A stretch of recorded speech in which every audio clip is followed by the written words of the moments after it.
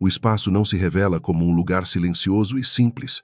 Ele se aproxima como um enigma sem bordas, cheio de mundos que parecem contrariar a intuição, tempestades que desenham formas geométricas, órbitas que sugerem presenças invisíveis e atmosferas capazes de esmagar qualquer ideia confortável de habitabilidade. Quanto mais observamos, mais o sistema solar deixa de parecer uma vizinhança familiar. Ele se torna um arquivo de forças antigas, cicatrizes profundas e perguntas que ainda não encontraram uma resposta definitiva. Sob as nuvens densas e tóxicas de Vênus, existe um ambiente tão hostil que quase parece ter sido construído para negar a vida como a conhecemos.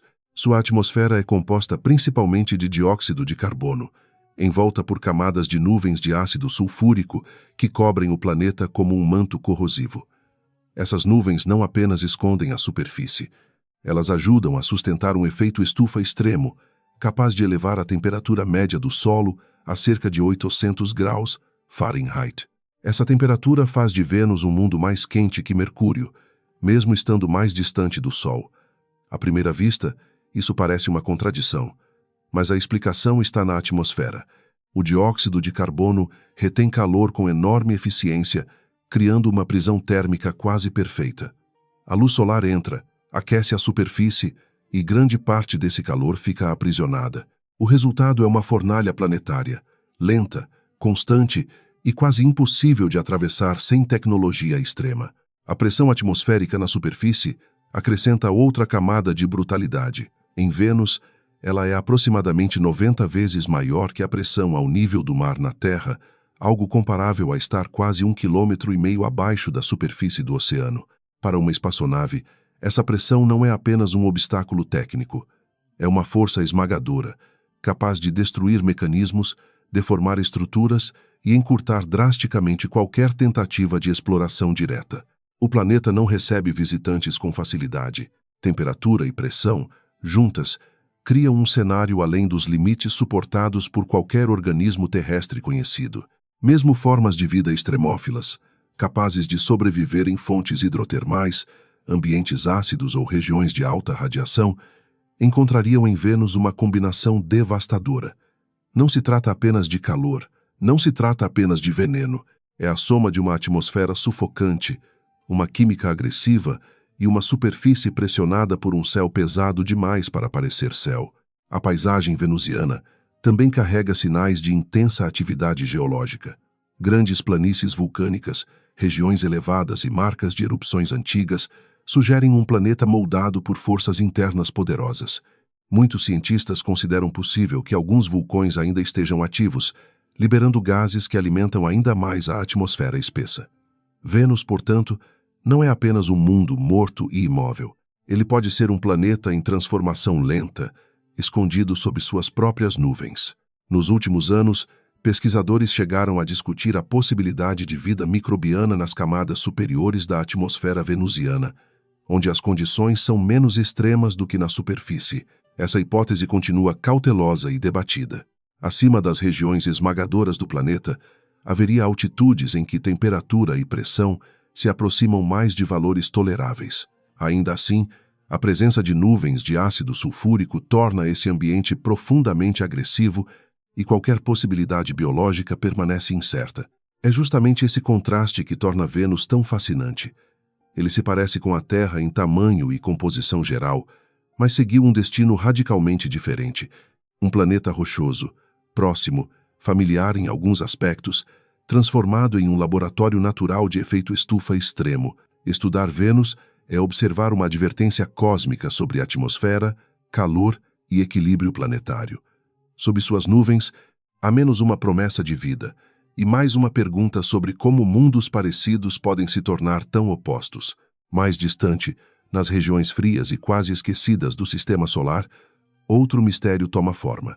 A ideia de um nono planeta, escondido além das órbitas conhecidas, ganhou força entre astrônomos por causa do comportamento incomum de certos objetos no cinturão de Kuiper. Esses corpos gelados, pequenos e distantes, seguem trajetórias que parecem agrupadas de maneira difícil de explicar apenas pelo acaso. Para alguns modelos, suas órbitas podem carregar a assinatura gravitacional de um planeta ainda não observado diretamente. Esse mundo hipotético é chamado de Planeta 9 e às vezes de Planeta X. Ele não foi fotografado, confirmado nem visto de maneira direta. Ainda assim, a possibilidade persiste porque a gravidade pode denunciar aquilo que a luz ainda não revelou. Corpos distantes podem ser puxados, inclinados e organizados por uma presença invisível. Assim, o Planeta 9 não surge primeiro como imagem, mas como efeito, uma perturbação delicada nas margens do Sistema Solar. De acordo com algumas estimativas, o Planeta 9 poderia ter várias vezes a massa da Terra e uma órbita extremamente alongada. Ele poderia estar a dezenas ou até centenas de unidades astronômicas do Sol. Uma unidade astronômica corresponde, em média, à distância entre a Terra e o Sol. Em regiões tão afastadas, a luz solar chega enfraquecida, e qualquer planeta refletiria muito pouco brilho. Encontrá-lo seria como procurar uma sombra fria em uma imensidão quase escura. A busca por esse planeta tornou-se um tema sério de pesquisa e também de debate. Astrônomos usam telescópios avançados, simulações computacionais e levantamentos do céu para tentar restringir as regiões onde ele poderia estar. Mas o desafio é enorme. Um planeta distante se move lentamente contra o fundo estrelado, pode ser pouco luminoso e talvez esteja em uma área ainda não analisada com profundidade suficiente. A ausência de detecção direta, até agora, mantém a hipótese em aberto. Se o Planeta 9 existir, sua descoberta poderá alterar nossa compreensão da formação do Sistema Solar. Um corpo tão massivo e tão distante levantaria perguntas sobre migração planetária, instabilidades gravitacionais e a história inicial dos planetas gigantes. Ele poderia ter sido empurrado para longe em uma época turbulenta, quando Júpiter, Saturno, Urano e Netuno ainda reorganizavam suas órbitas. Ou talvez seja a pista de que as fronteiras do Sistema Solar são mais complexas do que imaginamos. Mesmo que esse planeta nunca seja encontrado, a busca já revela algo importante. As regiões externas do Sistema Solar continuam cheias de estrutura, movimento e memória gravitacional. O cinturão de Kuiper não é apenas um depósito de gelo e rochas antigas.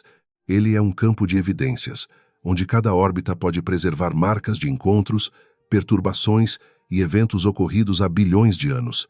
Nas bordas do Sol, o vazio também tem história.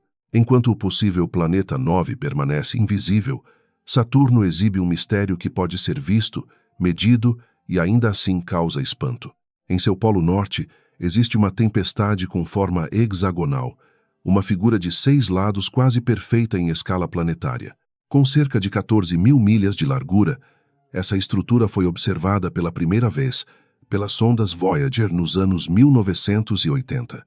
Desde então, tornou-se uma das formações atmosféricas mais enigmáticas do Sistema Solar. O hexágono de Saturno não parece ser uma tempestade comum, isolada e passageira. A interpretação mais aceita é que ele resulta de uma interação complexa entre fluxos atmosféricos, ventos rápidos e padrões de onda estacionária. Na região polar, correntes de ar se movem a velocidades que podem ultrapassar 150 milhas por hora. Combinadas à rotação veloz do planeta, essas correntes geram uma organização dinâmica capaz de produzir uma forma geométrica persistente. À primeira vista, parece impossível que uma atmosfera turbulenta desenhe algo tão regular. Mas experimentos de dinâmica de fluidos em laboratório oferecem pistas.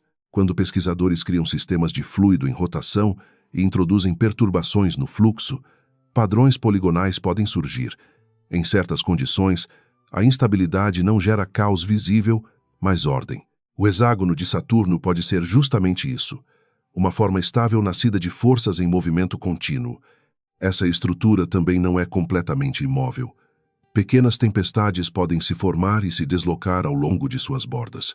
A aparência do hexágono varia com as estações de Saturno, porque a luz solar e as mudanças de temperatura influenciam os ventos e a visibilidade das camadas atmosféricas. Ainda assim, o padrão geral persiste por décadas, talvez por muito mais tempo. Ele é, ao mesmo tempo, mutável e resistente, frágil em detalhes, profundo em escala.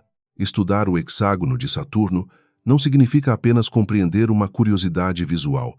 Significa investigar como atmosferas planetárias podem organizar energia, movimento e rotação em estruturas duradouras.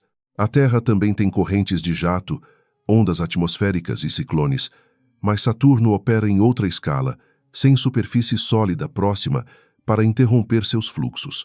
Ali, a meteorologia parece ganhar uma liberdade imensa, desenhando no gás uma geometria que permanece suspensa sobre o polo. E então há Urano, um planeta que parece ter sido derrubado. Enquanto a maioria dos planetas gira com inclinações moderadas em relação ao plano de sua órbita, Urano apresenta uma inclinação axial de cerca de 98 graus. Isso significa que ele gira praticamente de lado.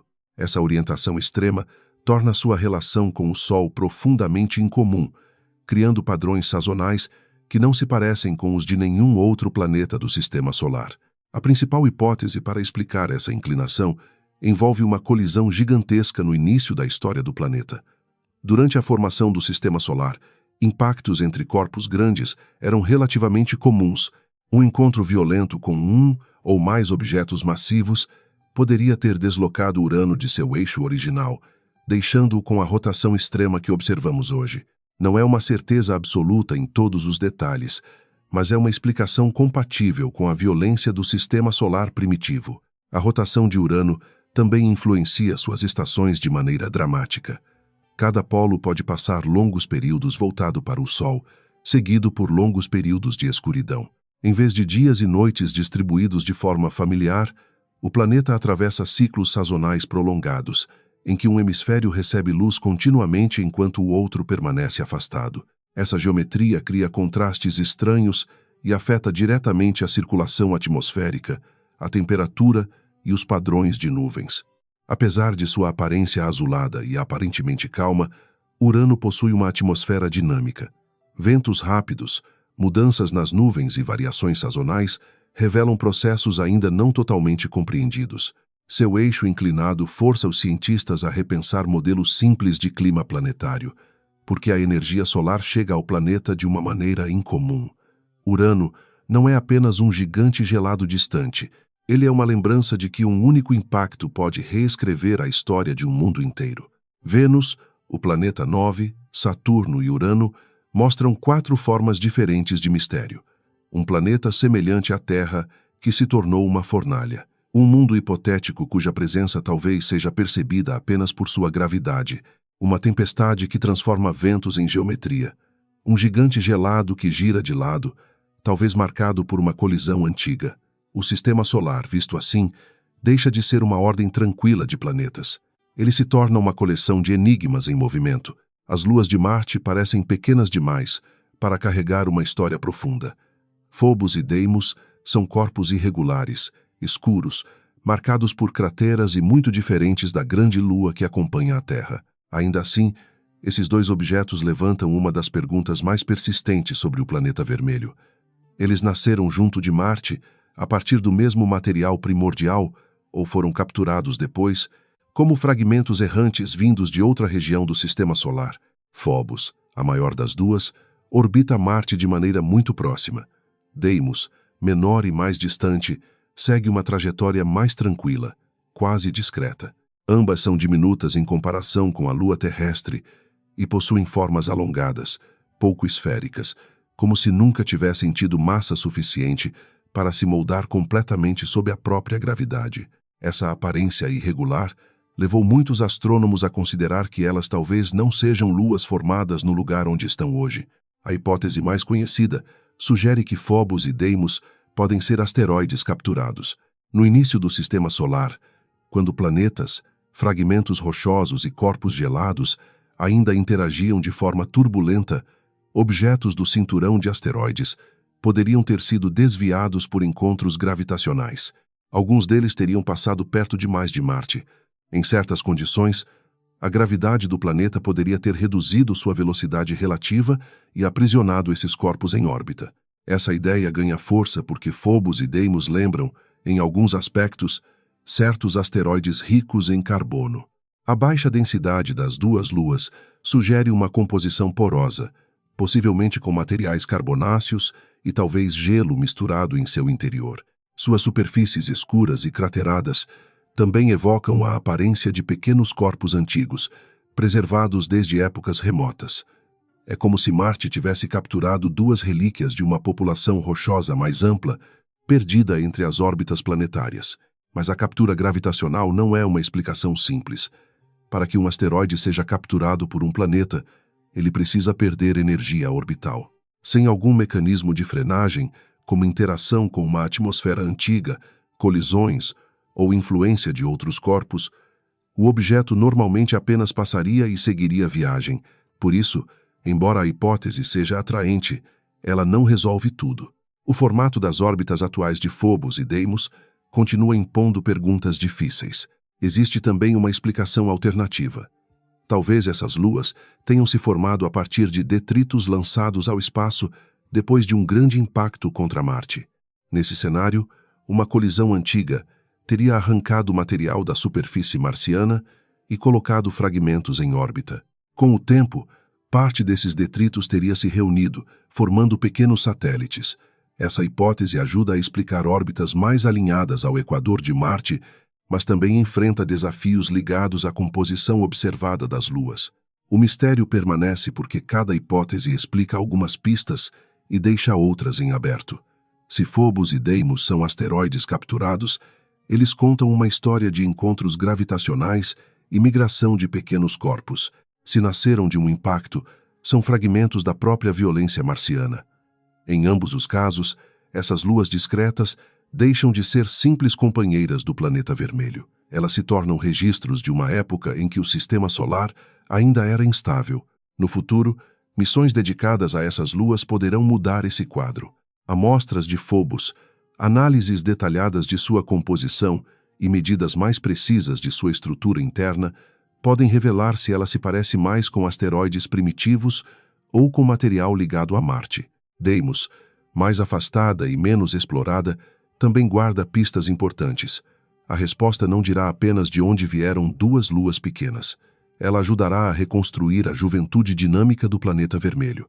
Mais longe, ao redor de Júpiter, existe um mundo que atrai atenção por uma razão completamente diferente. Europa não fascina pela aparência externa, mas pelo que pode estar escondido sob sua crosta. À primeira vista, ela é uma lua congelada, coberta por uma superfície brilhante, marcada por rachaduras, faixas escuras e padrões que parecem cicatrizes sobre o gelo. Mas abaixo dessa camada rígida, pode existir um oceano global de água líquida. A espessura da crosta de gelo de Europa ainda é tema de estudo, mas os modelos indicam que ela pode cobrir um oceano profundo, separado da luz solar por quilômetros de gelo. Estimativas sugerem que esse reservatório pode conter mais água do que todos os oceanos da Terra combinados. Essa possibilidade transforma a Europa em uma das candidatas mais importantes na busca por ambientes habitáveis fora do nosso planeta, não por prometer vida, mas por reunir ingredientes essenciais. A água líquida é central nessa investigação porque, na Terra, ela participa de quase todos os processos biológicos conhecidos. Ela dissolve substâncias, transporta energia química e permite reações complexas. Em Europa, o oceano subterrâneo pode estar em contato com um manto rochoso. Se isso ocorrer, haveria troca de minerais e compostos químicos entre a água e a rocha. Esse contato é crucial, porque vida não precisa apenas de água. Ela precisa também de fontes de energia e química disponível. Na Terra, fontes hidrotermais no fundo dos oceanos sustentam ecossistemas inteiros sem depender diretamente da luz solar. Ali, micro-organismos utilizam energia química liberada por interações entre água quente, minerais e rochas. Alguns cientistas sugerem que processos semelhantes poderiam ocorrer no fundo do oceano de Europa. Essa hipótese ainda não é uma evidência de vida, mas abre uma possibilidade séria. Ambientes escuros, profundos e gelados podem, em certas condições, ser biologicamente interessantes. Dados de missões como Galileu e observações do telescópio espacial Hubble indicaram sinais possíveis de plumas de vapor d'água escapando da superfície de Europa.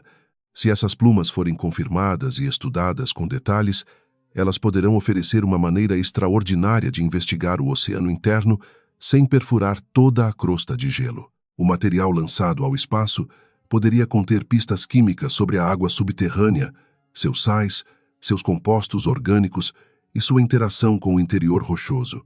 É por isso que Europa se tornou alvo de futuras explorações. A missão Europa Clipper, da NASA, foi concebida para estudar sua crosta, sua composição, seu campo magnético e sua possível habitabilidade com muito mais precisão.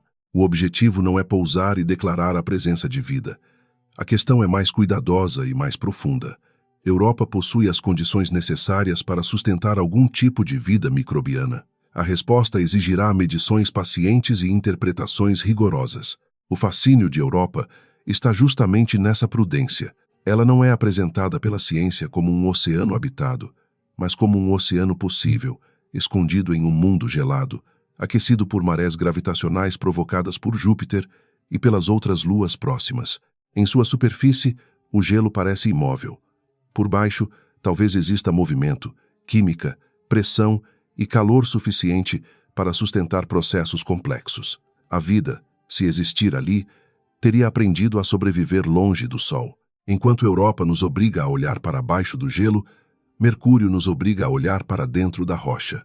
O menor planeta do Sistema Solar possui uma composição surpreendente, dominada por um núcleo metálico enorme. Seu núcleo de ferro representa uma fração muito maior de sua massa total do que nos outros planetas rochosos. Essa desproporção intriga os cientistas porque sugere que Mercúrio não é apenas um planeta pequeno. Ele é um planeta que perdeu algo. Uma das principais hipóteses propõe que Mercúrio sofreu um impacto gigantesco durante sua formação. Nos primeiros estágios do Sistema Solar, colisões entre corpos protoplanetários eram frequentes e violentas. Um choque suficientemente intenso poderia ter arrancado grande parte do manto externo de silicatos de Mercúrio, deixando para trás uma proporção muito maior de ferro. Nesse cenário, o planeta atual seria uma espécie de núcleo sobrevivente, envolto por uma camada rochosa relativamente fina. Essa ideia ajuda a explicar por que Mercúrio tem um núcleo tão dominante, mas não é a única possibilidade. Sua proximidade com o Sol também pode ter influenciado sua formação. Nas regiões internas do Sistema Solar, as temperaturas eram mais altas e materiais mais leves ou voláteis poderiam ter sido evaporados, removidos ou impedidos de se acumular com facilidade. Enquanto compostos menos densos se perdiam, elementos metálicos mais pesados poderiam se concentrar de maneira mais eficiente. A diferenciação planetária também desempenha papel essencial. Quando um planeta jovem é quente o suficiente, seus materiais se separam por densidade. Elementos pesados afundam em direção ao centro, enquanto materiais mais leves formam camadas externas. Em Mercúrio, esse processo pode ter sido especialmente extremo. O ferro afundou e constituiu um núcleo imenso, enquanto a porção silicatada restante ficou relativamente reduzida. O resultado é um planeta pequeno com uma estrutura interna desproporcionalmente metálica. A história geológica de Mercúrio acrescenta novas pistas. Sua superfície mostra sinais de atividade vulcânica antiga, grandes planícies lisas e escarpas que indicam contração global à medida que o planeta esfriou. Quando seu núcleo perdeu calor, Mercúrio pode ter encolhido ligeiramente, enrugando a crosta como uma casca rígida sobre um interior em transformação. Essas marcas revelam que, mesmo em um mundo aparentemente seco e queimado pelo Sol, houve processos internos prolongados. Compreender Mercúrio significa compreender a diversidade das formas planetárias. Terra, Vênus, Marte e Mercúrio pertencem ao grupo dos planetas rochosos, mas cada um preserva uma história diferente de impacto, calor, perda atmosférica, atividade interna e evolução química. Mercúrio mostra que a proximidade com o Sol e os eventos violentos da formação planetária podem produzir um mundo extremo, denso e enigmático. Pequeno em tamanho, ele carrega perguntas enormes sobre as origens do Sistema Solar.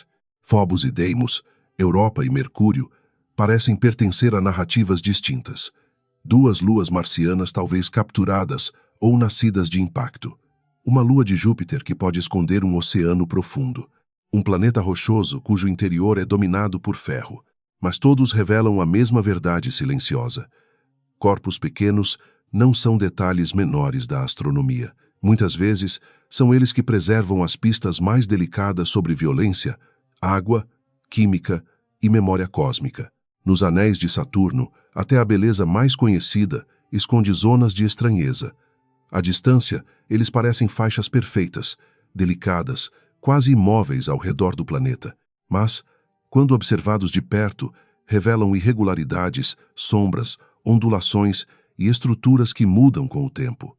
Entre esses fenômenos estão os chamados spokes, formações radiais misteriosas que atravessam os anéis como marcas escuras ou brilhantes, surgindo e desaparecendo sem obedecer a uma simplicidade evidente. Essas estruturas foram vistas pela primeira vez com clareza na década de 1980, durante as passagens das sondas Voyager. Desde então, intrigam cientistas, porque podem se estender por milhares de quilômetros e, ainda assim, ter uma existência transitória. Em certos momentos, tornam-se mais visíveis.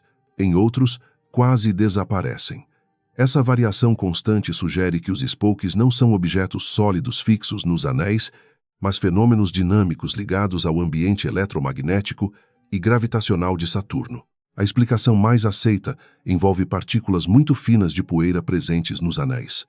Essas partículas podem se tornar eletricamente carregadas pela luz solar e pelas interações com o campo magnético do planeta. Uma vez carregadas, deixam de se comportar apenas como pequenos grãos submetidos à gravidade. Elas também respondem a forças eletromagnéticas. Em determinadas condições, podem ficar temporariamente suspensas acima ou entre as partículas maiores dos anéis, formando padrões visíveis. O campo magnético de Saturno, combinado com a rotação do planeta e a iluminação solar, parece desempenhar um papel decisivo. Os spokes tendem a aparecer com mais destaque perto dos equinócios de Saturno, quando a luz do Sol incide sobre os anéis de maneira especial e as sombras se tornam mais reveladoras. A geometria da iluminação não cria sozinha o fenômeno, mas pode tornar essas formações mais fáceis de observar, como se a luz expusesse uma coreografia oculta. Ainda assim, muitos detalhes permanecem em aberto.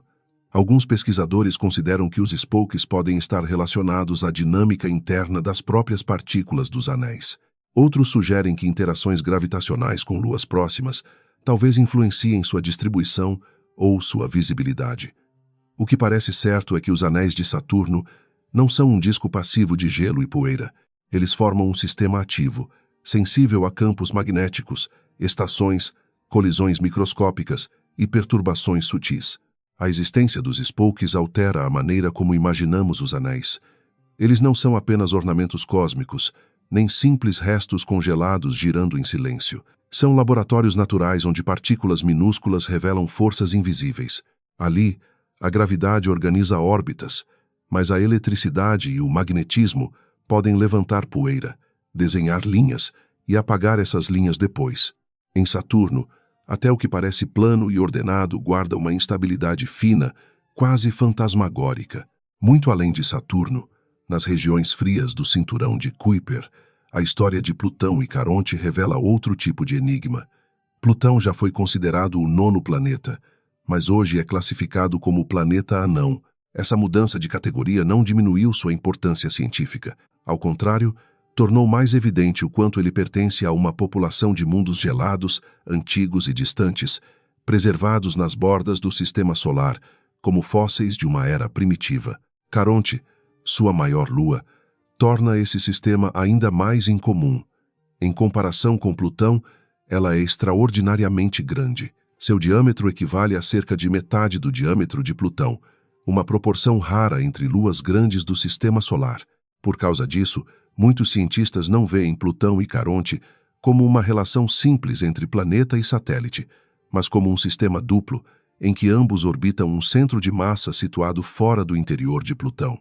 A formação desse par provavelmente começou com o mesmo material primordial que deu origem a outros corpos do cinturão de Kuiper. Em uma região distante, fria e rica em gelo, partículas de poeira e fragmentos congelados foram se acumulando ao longo do tempo por acreção. Colisões suaves permitiram que pequenos grãos se juntassem, formando corpos maiores. Sob a influência da gravidade, esses blocos cresceram lentamente, criando planetesimais e depois mundos gelados mais complexos. Mas a relação entre Plutão e Caronte sugere que apenas a acreção tranquila talvez não explique tudo. A grande dimensão de Caronte em relação a Plutão aponta para a possibilidade de um impacto significativo. Segundo essa hipótese, Um objeto teria colidido com Plutão no passado remoto, arrancando material suficiente para formar um disco de detritos ao seu redor. Com o tempo, esse material teria se reunido, dando origem a Caronte e talvez a outras luas menores do sistema.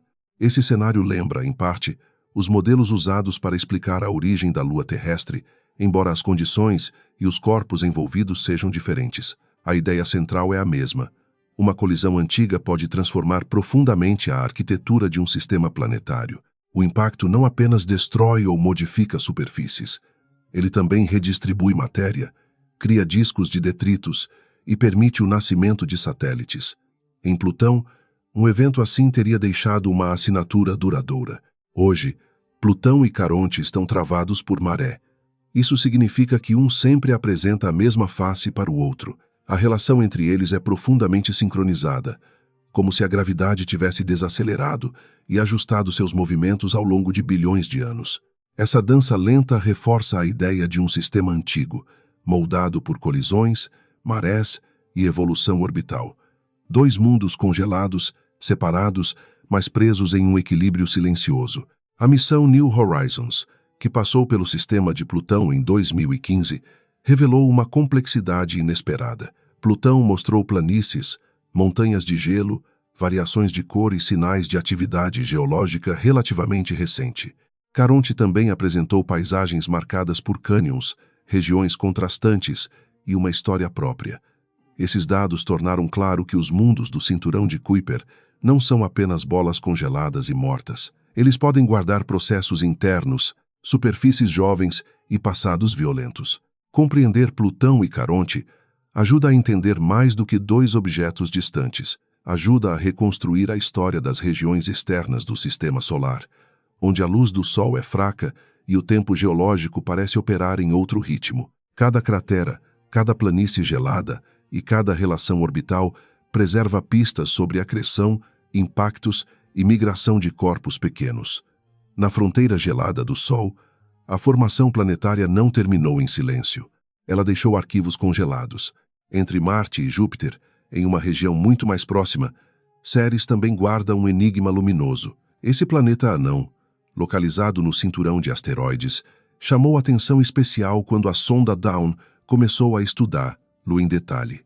Em meio a uma superfície escura e craterada, apareceram manchas brilhantes de aparência quase artificial à primeira vista. As mais famosas estão na cratera Okator, onde materiais altamente refletivos se destacam de maneira impressionante contra o terreno ao redor. Esses pontos brilhantes não são luz própria, nem gelo puro exposto de forma simples. A interpretação mais aceita indica que são depósitos ricos em carbonato de sódio e outros sais refletivos. A luz solar, ao atingir esses materiais, é refletida com muito mais intensidade do que nas regiões vizinhas. Por isso, as manchas parecem brilhar, mas sua importância vai além da aparência.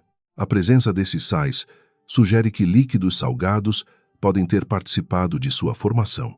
Uma possibilidade é que água salobra tenha existido sob a superfície de Ceres.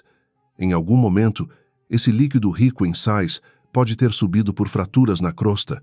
Ao alcançar a superfície ou regiões próximas dela, a água teria evaporado ou congelado, deixando para trás resíduos salinos. Assim, as manchas brilhantes seriam marcas secas de uma atividade interna anterior, como depósitos deixados por um fluido que atravessou o subsolo e desapareceu. Esse processo se conecta à ideia de criovulcanismo ou vulcanismo frio. Diferentemente dos vulcões terrestres, que expelem rocha derretida, um corpo gelado pode liberar água, gelo, sais, amônia ou outros materiais voláteis. Em Ceres, essa atividade não precisaria envolver lava incandescente. Bastaria que líquidos salinos, aquecidos ou pressurizados no interior, encontrassem caminhos até a superfície. O resultado seria uma geologia fria, discreta, mas capaz de renovar partes do terreno. A cratera Okator e suas manchas mostram que Ceres não deve ser visto apenas como um asteroide grande e inerte. Ele possui uma história interna mais rica, talvez marcada por reservatórios salinos, fraturas, elevação de material e atividade geológica prolongada. Domos e montes observados em algumas regiões reforçam a possibilidade de que processos internos tenham remodelado sua superfície. Em um mundo pequeno, a energia é limitada, mas não necessariamente ausente. A presença de água, mesmo em forma congelada ou salobra, torna Ceres especialmente interessante. Não há indicação de que ele seja habitado, mas sua química ajuda a entender como água e sais se distribuem em corpos pequenos do sistema solar. Essa questão importa porque mundos gelados, asteroides hidratados e planetas anões podem ter participado da entrega de água e compostos químicos aos planetas rochosos. Ceres é pequeno, mas toca uma pergunta maior sobre a origem dos ingredientes da habitabilidade. Saturno, Plutão, Caronte e Ceres pertencem a escalas e ambientes muito diferentes. Um gigante gasoso cercado por anéis sensíveis a forças invisíveis.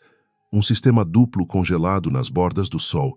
Um planeta anão no cinturão de asteroides, marcado por sais brilhantes e possíveis fluidos subterrâneos. Juntos, eles mostram que o sistema solar não é apenas uma coleção de órbitas. É uma memória material de colisões, campos magnéticos, gelo, poeira e mundos que ainda se modificam. As estruturas radiais dos anéis de Saturno, a dança travada entre Plutão e Caronte e as manchas salinas de Ceres apontam para uma mesma lição. A aparência tranquila dos corpos celestes raramente conta toda a história. O que vemos como brilho, forma ou movimento pode ser apenas a superfície de processos mais profundos. No espaço, mesmo os detalhes mais delicados podem revelar forças antigas, e muitas vezes é no quase invisível que o passado do sistema solar se deixa ler. Dentro do horizonte de eventos de um buraco negro, a realidade deixa de obedecer às imagens comuns que usamos para entender o espaço. O horizonte não é uma superfície sólida, nem uma parede visível. Ele é uma fronteira matemática e física, o limite a partir do qual nada consegue escapar da gravidade do buraco negro, nem mesmo a luz. Para quem observa de fora, essa região marca o ponto em que o universo parece fechar uma porta sem retorno. Ao cruzar esse limite, segundo a relatividade geral, qualquer objeto passa a seguir trajetórias que conduzem inevitavelmente para o interior. Não importa a direção escolhida, não há rota que aponte de volta para o exterior. O espaço-tempo fica tão curvado que todos os caminhos possíveis acabam levando à singularidade, a região central onde, nos modelos clássicos, a densidade se torna infinita e as leis conhecidas da física deixam de oferecer uma descrição completa. Essa singularidade não deve ser entendida como uma esfera comum escondida no centro. Ela representa um colapso dos nossos próprios conceitos. A relatividade geral prevê que ali a curvatura do espaço-tempo cresce sem limite, mas essa previsão também indica que a teoria chegou ao seu ponto de ruptura. Para descrever o que realmente acontece em escalas tão extremas, seria necessário unir gravidade e mecânica quântica de uma forma que a física ainda não concluiu. A travessia do horizonte de eventos é, portanto, um dos maiores mistérios da cosmologia moderna. Do lado de fora, podemos medir efeitos gravitacionais, observar discos de acreção, detectar ondas gravitacionais e inferir massas imensas. Mas o interior permanece inacessível por definição.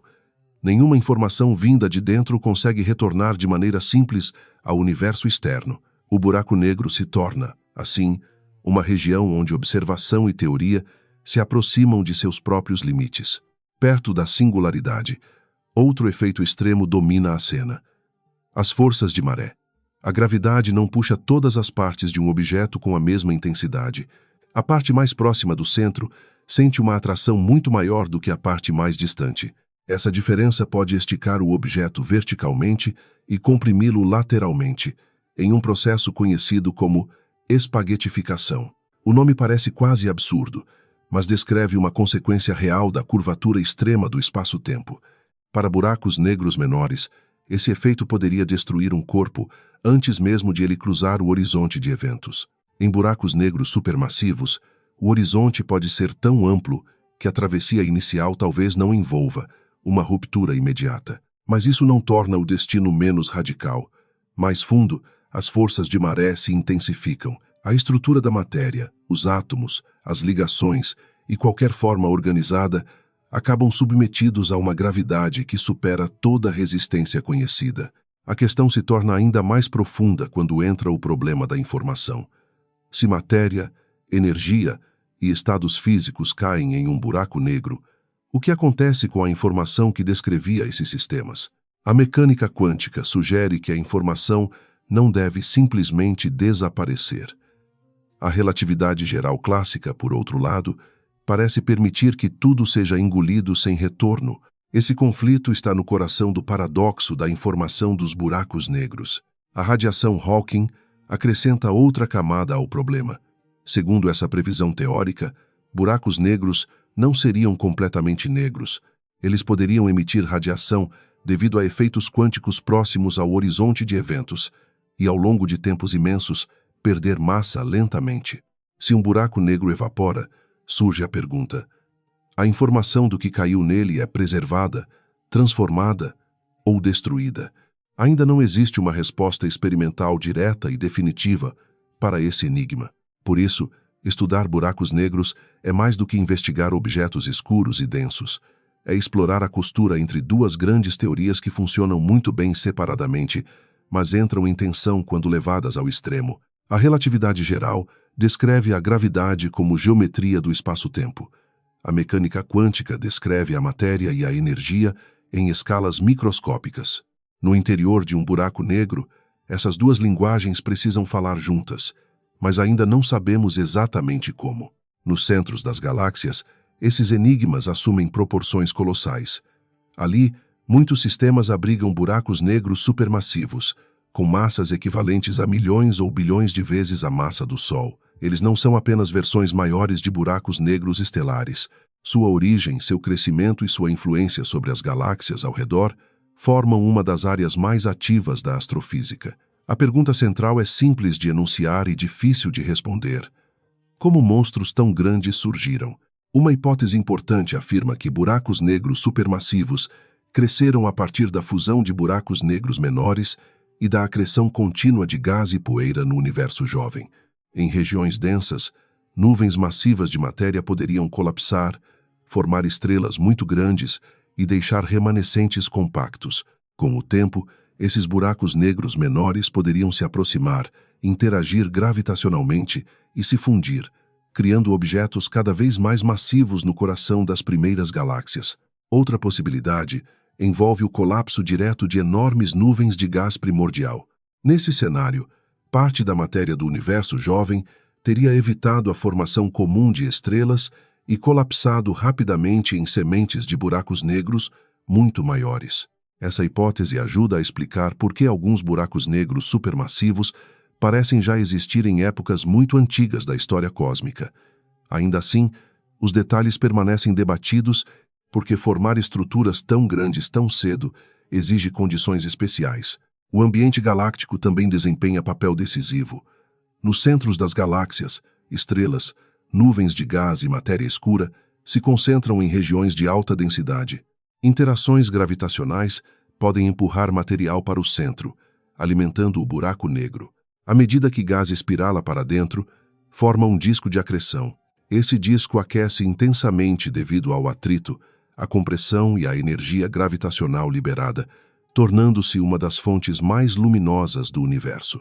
Quando um buraco negro supermassivo se alimenta de maneira intensa, pode surgir um quasar. Embora o buraco negro em si não emita luz, a matéria ao seu redor brilha de forma extraordinária antes de cruzar o horizonte de eventos. O gás no disco de acreção pode atingir temperaturas imensas e emitir radiação em várias faixas do espectro eletromagnético. Por isso, quasares podem ser vistos a bilhões de anos-luz, como faróis vindos do passado profundo. Esses objetos revelam uma aparente contradição. O lugar de onde nada escapa pode ser cercado por algumas das regiões mais brilhantes do cosmos. A luz não vem do interior do buraco negro, mas da matéria condenada a cair nele. Antes do desaparecimento, essa matéria transforma a energia gravitacional em radiação. O buraco negro, portanto, ilumina o universo não por brilhar, mas por acelerar e aquecer violentamente aquilo que se aproxima demais. Jatos relativísticos também podem surgir em alguns desses sistemas. Partículas carregadas são aceleradas ao longo do eixo de rotação, provavelmente guiadas por campos magnéticos intensos associados ao disco de acreção e ao buraco negro em rotação. Esses jatos podem se estender por milhares ou até milhões de anos-luz, atravessando o espaço intergaláctico e depositando energia em regiões muito distantes. Eles mostram que buracos negros não apenas consomem matéria, eles também influenciam vastos arredores. O crescimento de buracos negros supermassivos está ligado à evolução das galáxias. Fusões entre galáxias, comuns ao longo da história cósmica, podem conduzir gás e estrelas para as regiões centrais, intensificando a acreção.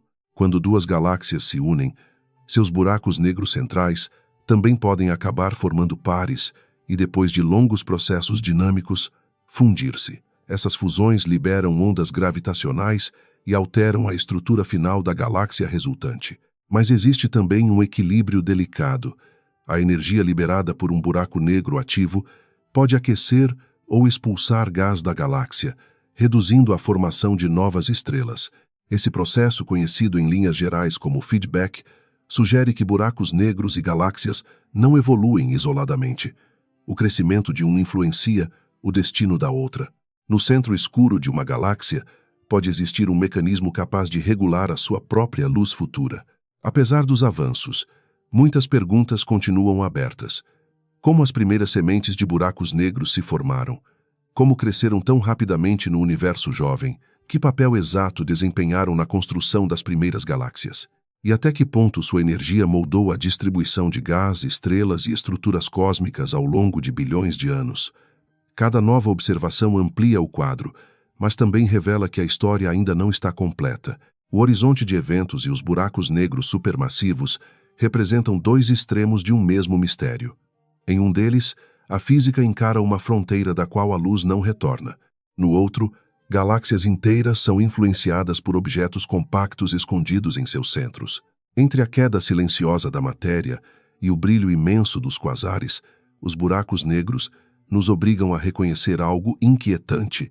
O universo constrói algumas de suas maiores estruturas ao redor de regiões que não podemos ver por dentro. As rajadas rápidas de rádio, conhecidas pela sigla FRBs, aparecem no céu como sinais quase impossíveis de segurar. Elas duram apenas alguns milissegundos, um intervalo tão curto que parece mais próximo de um estalo do que de um evento astronômico.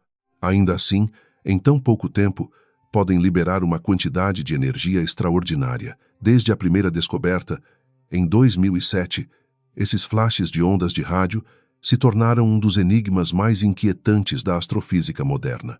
O mistério das FRBs nasce justamente dessa combinação: brevidade extrema e energia imensa. Um sinal que atravessa distâncias cósmicas, chega aos radiotelescópios da Terra e desaparece quase imediatamente. Por muito tempo, não se sabia sequer se vinham de dentro da nossa galáxia ou de regiões muito mais distantes. Hoje, algumas já foram associadas a galáxias específicas, o que confirma sua origem extragaláctica em muitos casos e aumenta ainda mais a escala do problema. A causa exata dessas rajadas ainda não está resolvida. Existem hipóteses fortes, modelos promissores e observações cada vez mais precisas, mas não uma explicação única capaz de abranger todos os casos conhecidos. Algumas FRBs parecem ocorrer uma única vez. Outras se repetem, como se viessem de uma fonte persistente. Essa diferença sugere que talvez não exista apenas um mecanismo responsável. O universo pode estar produzindo sinais semelhantes por caminhos físicos diferentes. Uma das hipóteses mais discutidas envolve estrelas de nêutrons.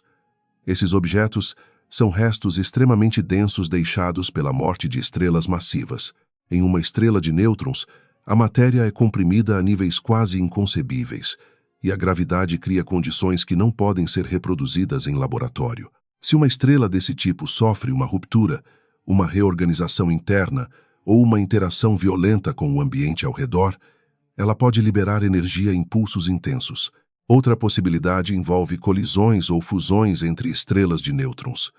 Quando dois desses remanescentes compactos orbitam um ao outro e espiralam lentamente até a colisão, a energia liberada é colossal. O espaço-tempo vibra em ondas gravitacionais, matéria extremamente densa é aquecida e campos magnéticos podem se reorganizar de forma violenta. Em alguns modelos, processos desse tipo poderiam gerar rajadas de rádio muito breves, acompanhadas ou não por outros sinais eletromagnéticos. Mas, entre as explicações naturais, Os magnetares ocupam um lugar especial. Um magnetar é uma estrela de nêutrons com campo magnético extraordinariamente intenso, muito acima do encontrado em estrelas comuns ou mesmo na maioria das estrelas de nêutrons. Esses campos podem deformar a crosta da estrela, armazenar energia e liberá-la em surtos repentinos. Se uma dessas explosões magnéticas produzir ondas de rádio suficientemente fortes, ela poderia aparecer para nós como uma FRB. Essa hipótese ganhou força porque alguns magnetares conhecidos em nossa própria galáxia já demonstraram capacidade de emitir explosões energéticas. Ainda assim, transformar um surto local em um modelo geral para as rajadas extragalácticas exige cuidado. As FRBs observadas a distâncias imensas podem ser muito mais energéticas, ou talvez ocorram em ambientes diferentes. A física envolvida precisa explicar não apenas a intensidade do sinal, mas também sua repetição, duração, polarização e dispersão no espaço. Existem também ideias mais exóticas, incluindo processos ligados ao nascimento de buracos negros, ao ambiente extremo do universo jovem ou a interações ainda pouco compreendidas entre plasma, campos magnéticos e objetos compactos. A possibilidade de civilizações extraterrestres avançadas chegou a ser mencionada em discussões populares, mas permanece altamente especulativa. A comunidade científica, de modo geral, concentra-se em fenômenos astrofísicos naturais porque eles oferecem caminhos testáveis e compatíveis com evidências observacionais. O estudo das FRBs avançou porque os instrumentos melhoraram. Radiotelescópios passaram a detectar mais eventos, localizar fontes com maior precisão e comparar sinais repetidos. Quando uma rajada é associada a uma galáxia específica, os astrônomos podem investigar a distância, o ambiente estelar e as propriedades da região onde ela se originou. Cada localização transforma um flash isolado em uma pista física, conectando o sinal a uma paisagem cósmica mais concreta. As rajadas rápidas de rádio também servem como sondas do espaço entre as galáxias. Ao atravessar o meio intergaláctico, o sinal interage com elétrons livres espalhados pelo caminho. Essa interação altera ligeiramente a chegada das diferentes frequências de rádio, produzindo uma dispersão mensurável. Com isso, as FRBs podem ajudar a mapear matéria difusa, difícil de observar diretamente. Um mistério, nesse caso, se transforma em ferramenta para investigar outro mistério. Os magnetares, por sua vez, merecem atenção própria. Eles pertencem à família das estrelas de nêutrons, mas representam seu extremo magnético. Quando uma estrela massiva esgota seu combustível nuclear, seu núcleo pode colapsar durante uma explosão de supernova. Prótons e elétrons são comprimidos, formando nêutrons, e o núcleo remanescente se torna um objeto pequeno, denso e intensamente gravitacional. Em alguns casos, esse remanescente nasce com um campo magnético de força colossal. Uma das explicações para a origem desse campo envolve a rotação rápida durante o colapso. À medida que o núcleo da estrela encolhe, a conservação do momento angular pode acelerar sua rotação, da mesma forma que um patinador gira mais depressa ao recolher os braços. Ao mesmo tempo, campos magnéticos já existentes podem ser amplificados brutalmente. O interior turbulento, quente e condutor da jovem estrela de nêutrons pode gerar um efeito dínamo capaz de intensificar ainda mais o campo. As condições internas de uma estrela de nêutrons são tão extremas que a matéria se comporta de formas pouco familiares. Densidades altíssimas, possíveis estados superfluidos e interações nucleares intensas podem influenciar a estrutura magnética do objeto. A crosta rígida, submetida a tensões imensas, pode rachar quando o campo se rearranja. Esse tipo de ruptura pode liberar explosões de radiação em múltiplos comprimentos de onda, revelando a violência escondida sob uma superfície de poucos quilômetros. Com o tempo, o campo magnético de um magnetar pode decair ou se reorganizar. Essa evolução não é suave. Ela pode produzir flares, surtos de raios X e raios gama, além de possíveis emissões em rádio. O magnetar, portanto, não é apenas um cadáver estelar girando no escuro. É um sistema em tensão permanente, onde gravidade, magnetismo, rotação e matéria nuclear comprimida criam uma física que empurra nossos modelos para regiões extremas. Se as FRBs e os magnetares mostram explosões breves e localizadas, a energia escura representa um enigma de escala oposta. Ela não aparece como um flash, uma estrela ou uma galáxia. Ela se manifesta no comportamento do próprio cosmos. Observações de supernovas distantes no fim do século XX indicaram que a expansão do universo não está apenas continuando, ela está acelerando. Essa descoberta mudou profundamente a cosmologia e abriu uma pergunta ainda sem resposta definitiva. A energia escura é o nome dado ao componente desconhecido associado a essa aceleração. Estima-se que ela corresponda à maior parte do conteúdo energético do universo, embora sua natureza permaneça elusiva. Ela não brilha, não forma estruturas como estrelas ou galáxias e não interage de maneira evidente com a matéria comum. Sua presença é inferida pelo efeito global sobre a expansão cósmica. Em outras palavras, não vemos a energia escura diretamente. Vemos o universo se afastando como se algo o impulsionasse. Uma explicação possível é a constante cosmológica, permitida pela relatividade geral de Einstein. Nesse modelo, a energia escura seria uma propriedade do próprio espaço vazio. À medida que o espaço se expande, essa energia associada ao vácuo permanece presente, conduzindo a uma aceleração em larga escala. A ideia é elegante, mas levanta problemas profundos, especialmente quando tentamos relacionar o valor observado dessa energia às previsões da física quântica. Outras hipóteses tratam a energia escura como um campo dinâmico, capaz de variar ao longo da história cósmica. Nesse caso, a aceleração atual do universo seria resultado de uma componente que muda com o tempo, talvez mais intensa em certas eras e menos dominante em outras. Também existem modelos que investigam se a própria gravidade precisa ser modificada em escalas cosmológicas. Nenhuma dessas alternativas até agora se tornou uma resposta final confirmada. A dificuldade está em medir algo que atua no universo inteiro e, ao mesmo tempo, escapa a uma detecção direta. Cosmólogos comparam mapas de galáxias, radiação cósmica de fundo, lentes gravitacionais e explosões de supernovas para reconstruir a história da expansão. Cada dado reduz o espaço das hipóteses, mas não elimina o mistério central. A energia escura permanece como uma presença estatística e gravitacional, mais clara em seus efeitos do que em sua essência. O destino do universo depende profundamente dessa resposta. Se a energia escura continuar acelerando a expansão de forma constante, galáxias distantes se afastarão cada vez mais, tornando-se invisíveis para observadores futuros. Se ela variar com o tempo, outros cenários podem surgir. A cosmologia moderna admite essas possibilidades, mas ainda não demonstrou de forma conclusiva qual delas descreve a realidade. O futuro cósmico permanece ligado a uma força que mal compreendemos. FRBs, magnetares e energia escura parecem mistérios de naturezas diferentes. Um sinal que dura milissegundos. Uma estrela morta com campo magnético quase inimaginável. Uma componente invisível que acelera a expansão do universo. Mas todos apontam para a mesma fronteira do conhecimento. Sabemos medir efeitos com precisão crescente, mas ainda buscamos a causa profunda. O cosmos fala por flashes, campos e distâncias em expansão, e muitas vezes, aquilo que ele diz chega antes da nossa capacidade de traduzir. Os quasares estão entre os objetos mais luminosos já observados no universo.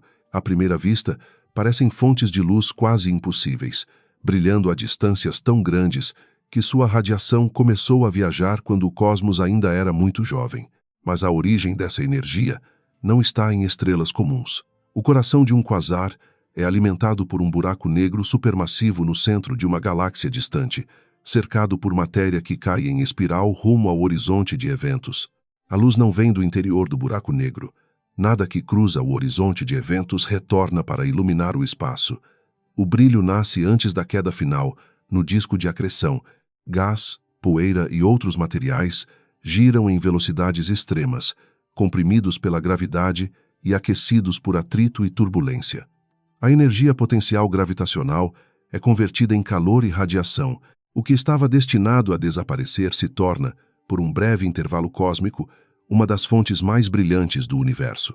As temperaturas no disco de acreção podem alcançar valores imensos, fazendo a matéria emitir radiação em várias regiões do espectro eletromagnético. Luz visível, ultravioleta, raios-x e outras formas de emissão podem surgir desse ambiente violento. Por isso, um quasar pode superar o brilho de galáxias inteiras, mesmo sendo produzido em uma região relativamente compacta. A escala é perturbadora.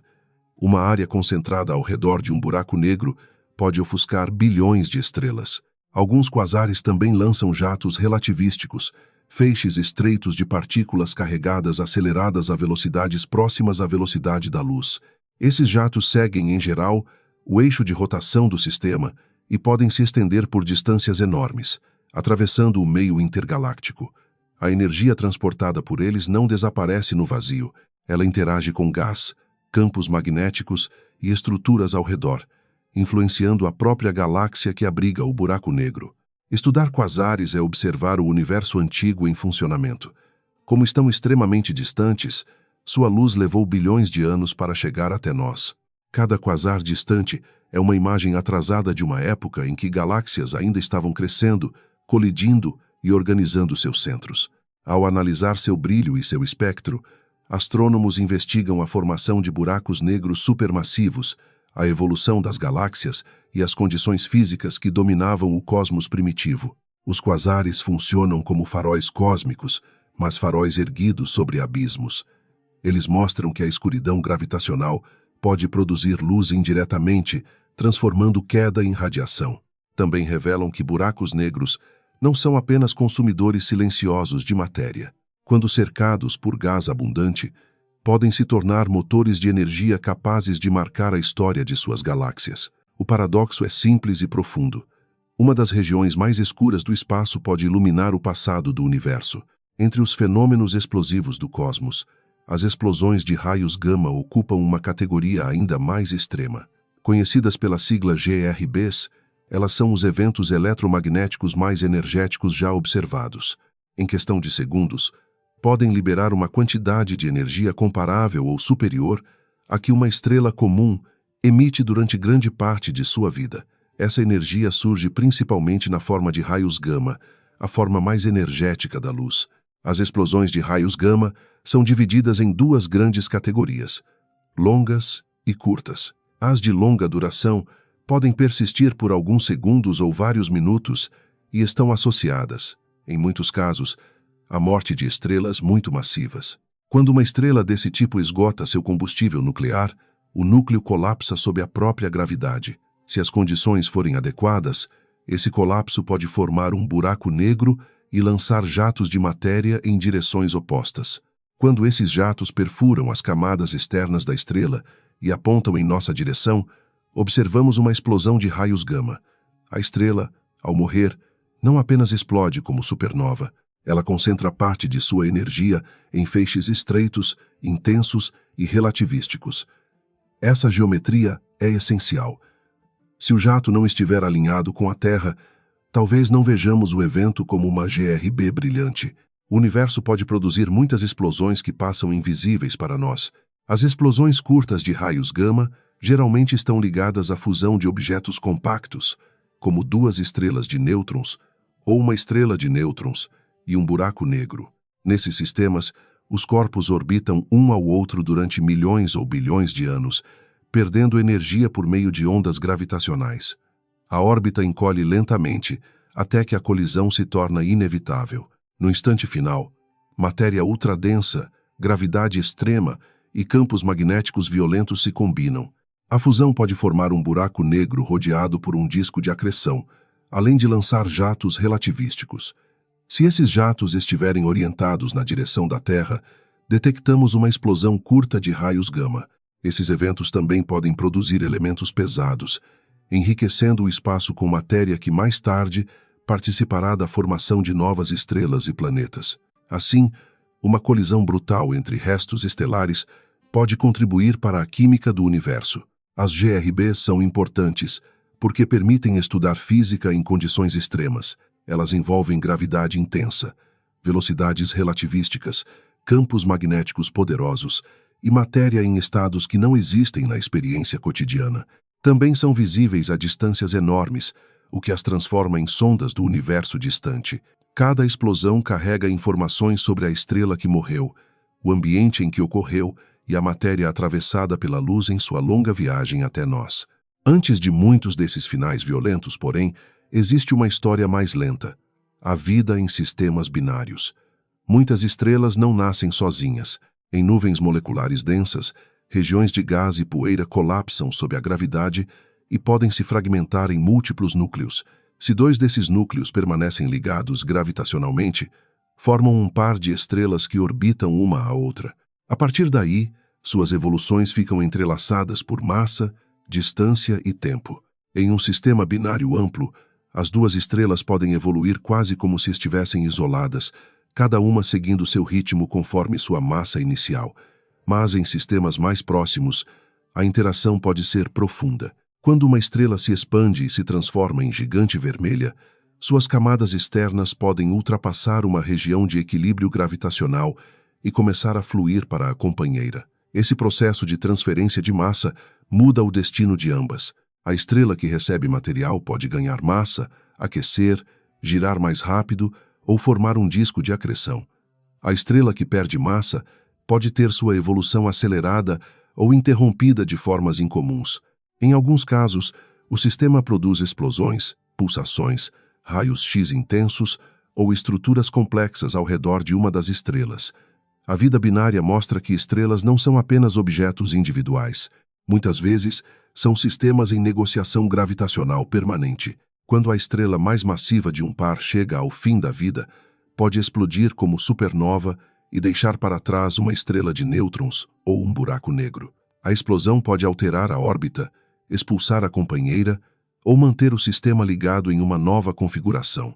Se ambos os membros do par evoluírem até se tornarem objetos compactos, o resultado pode ser uma dupla de estrelas de nêutrons, dois buracos negros ou uma combinação dos dois. Esses sistemas compactos são especialmente importantes porque podem emitir ondas gravitacionais.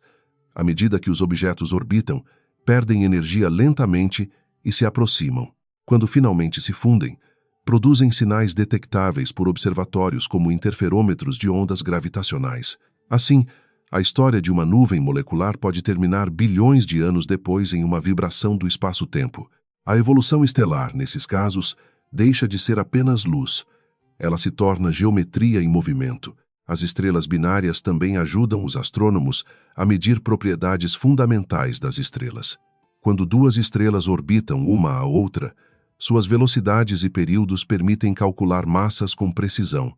Em sistemas eclipsantes, uma estrela passa diante da outra, causando variações regulares de brilho. Essas medições revelam raios, luminosidades e temperaturas. O estudo de sistemas binários, portanto, não é um detalhe da astronomia estelar. É uma das bases para entender como as estrelas realmente vivem. Ainda mais misteriosas são as partículas conhecidas como raios cósmicos de altíssima energia. Elas chegam à Terra vindas do espaço profundo, principalmente como prótons ou núcleos atômicos acelerados a velocidades próximas à da luz. Algumas carregam energias muito superiores às obtidas em aceleradores construídos por seres humanos.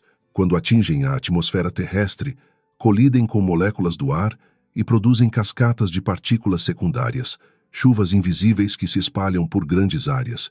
A origem dessas partículas extremas continua sendo uma das grandes questões da astrofísica. Para acelerar um próton ou um núcleo pesado a energias tan altas, es preciso un ambiente colosal, con campos magnéticos intensos, choques violentos y regiones capaces de manter a partícula confinada por tempo suficiente. Buracos negros supermassivos em galáxias ativas estão entre os principais candidatos.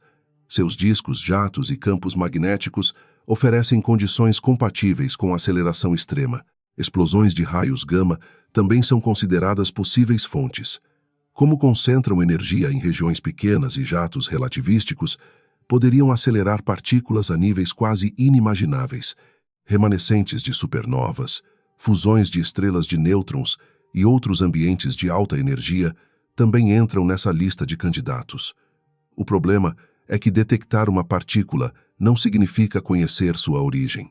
Entre a fonte e a Terra, ela atravessa campos magnéticos que desviam sua trajetória. Esse desvio torna a investigação difícil. Ao contrário da luz, que viaja em linha reta no espaço vazio, Partículas carregadas são curvadas por campos magnéticos galácticos e intergalácticos. Quando chegam à Terra, sua direção pode não apontar diretamente para o local de onde partiram. É como receber uma flecha depois de ela ter sido dobrada várias vezes por ventos invisíveis. A origem fica embaralhada, escondida pela própria estrutura magnética do cosmos.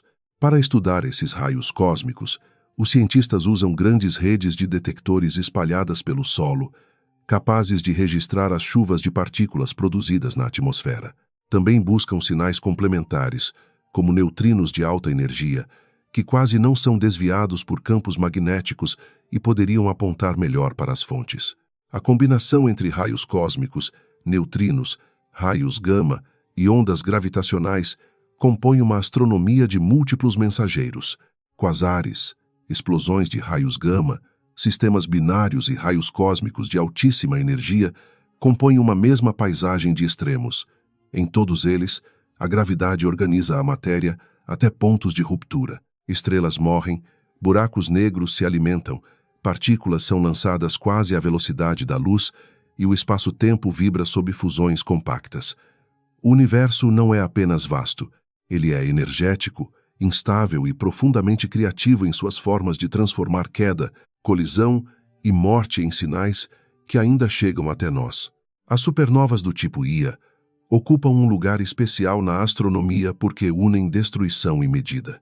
Elas são explosões violentas, capazes de destruir completamente uma estrela compacta, mas também apresentam uma regularidade luminosa que as transforma em ferramentas para medir o cosmos.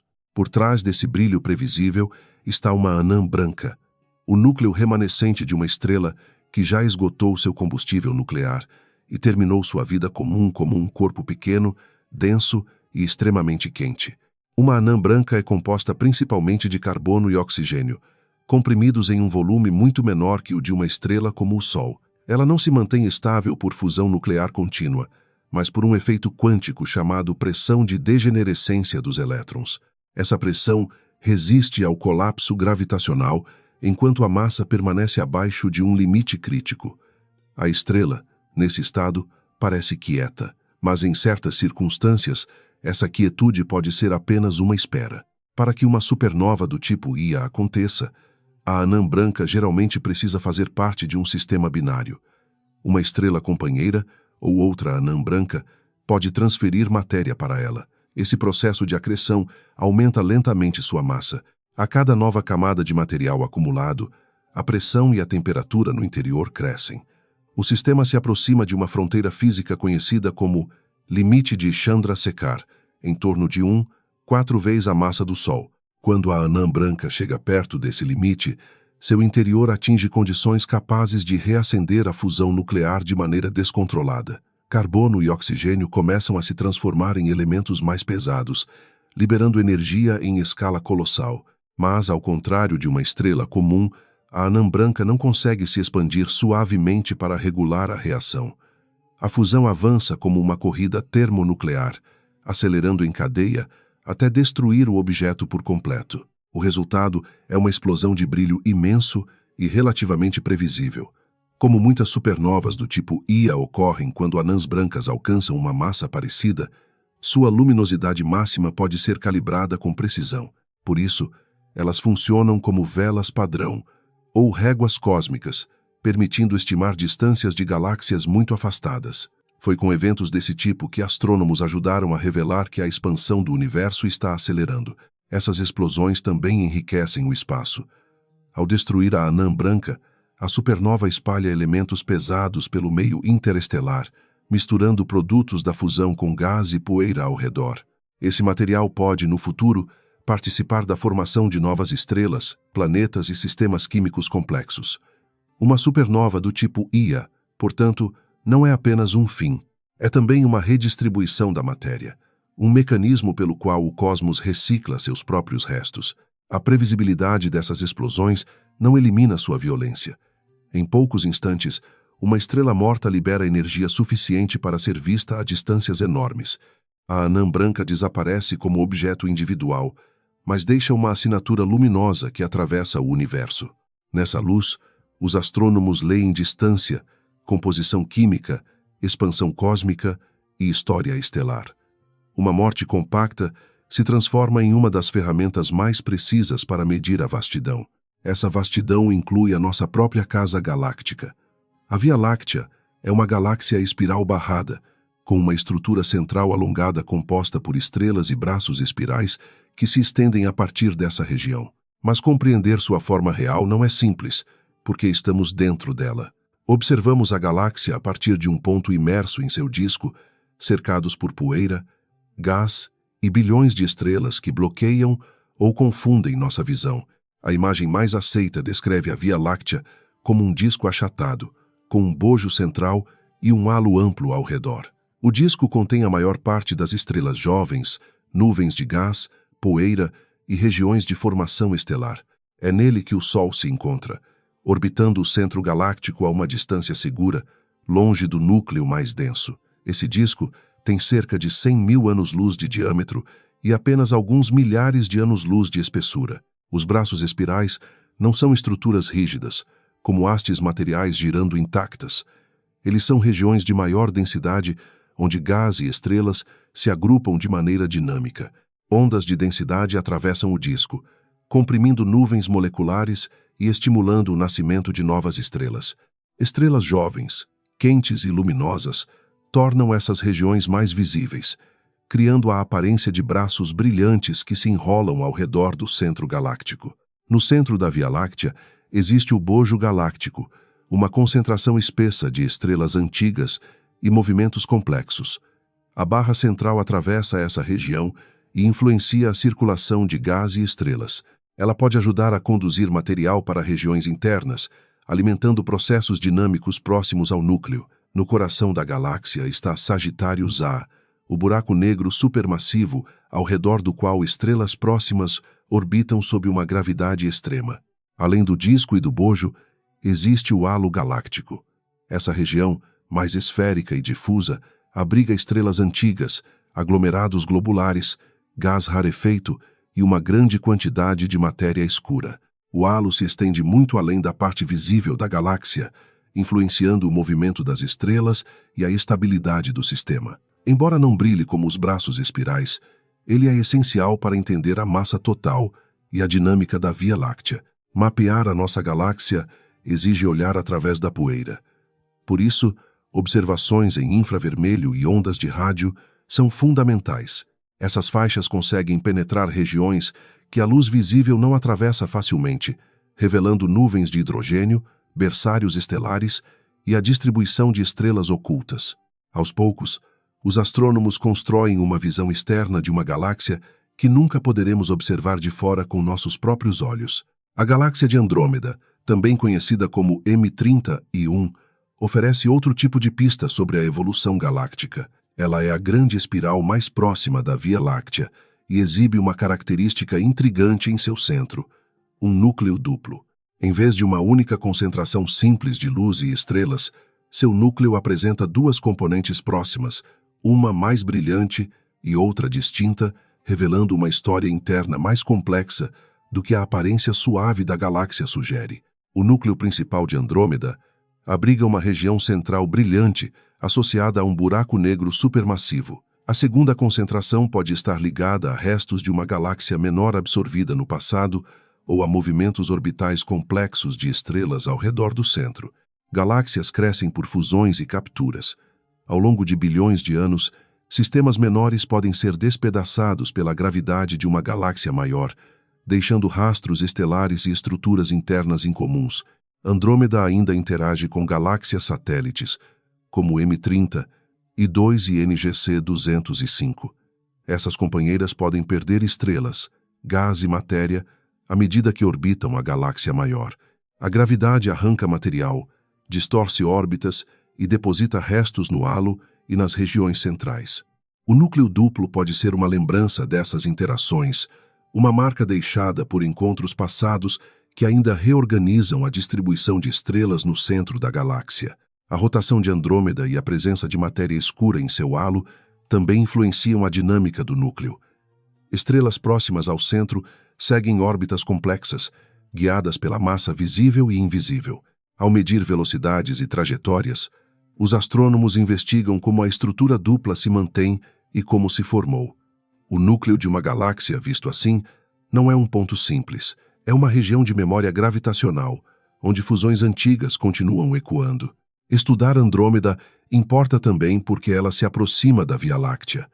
No futuro distante, as duas galáxias deverão interagir e se fundir, criando uma nova estrutura galáctica. Ao observar o núcleo duplo de Andrômeda, vemos não apenas a história de uma vizinha, mas uma antecipação das forças que moldam galáxias em geral.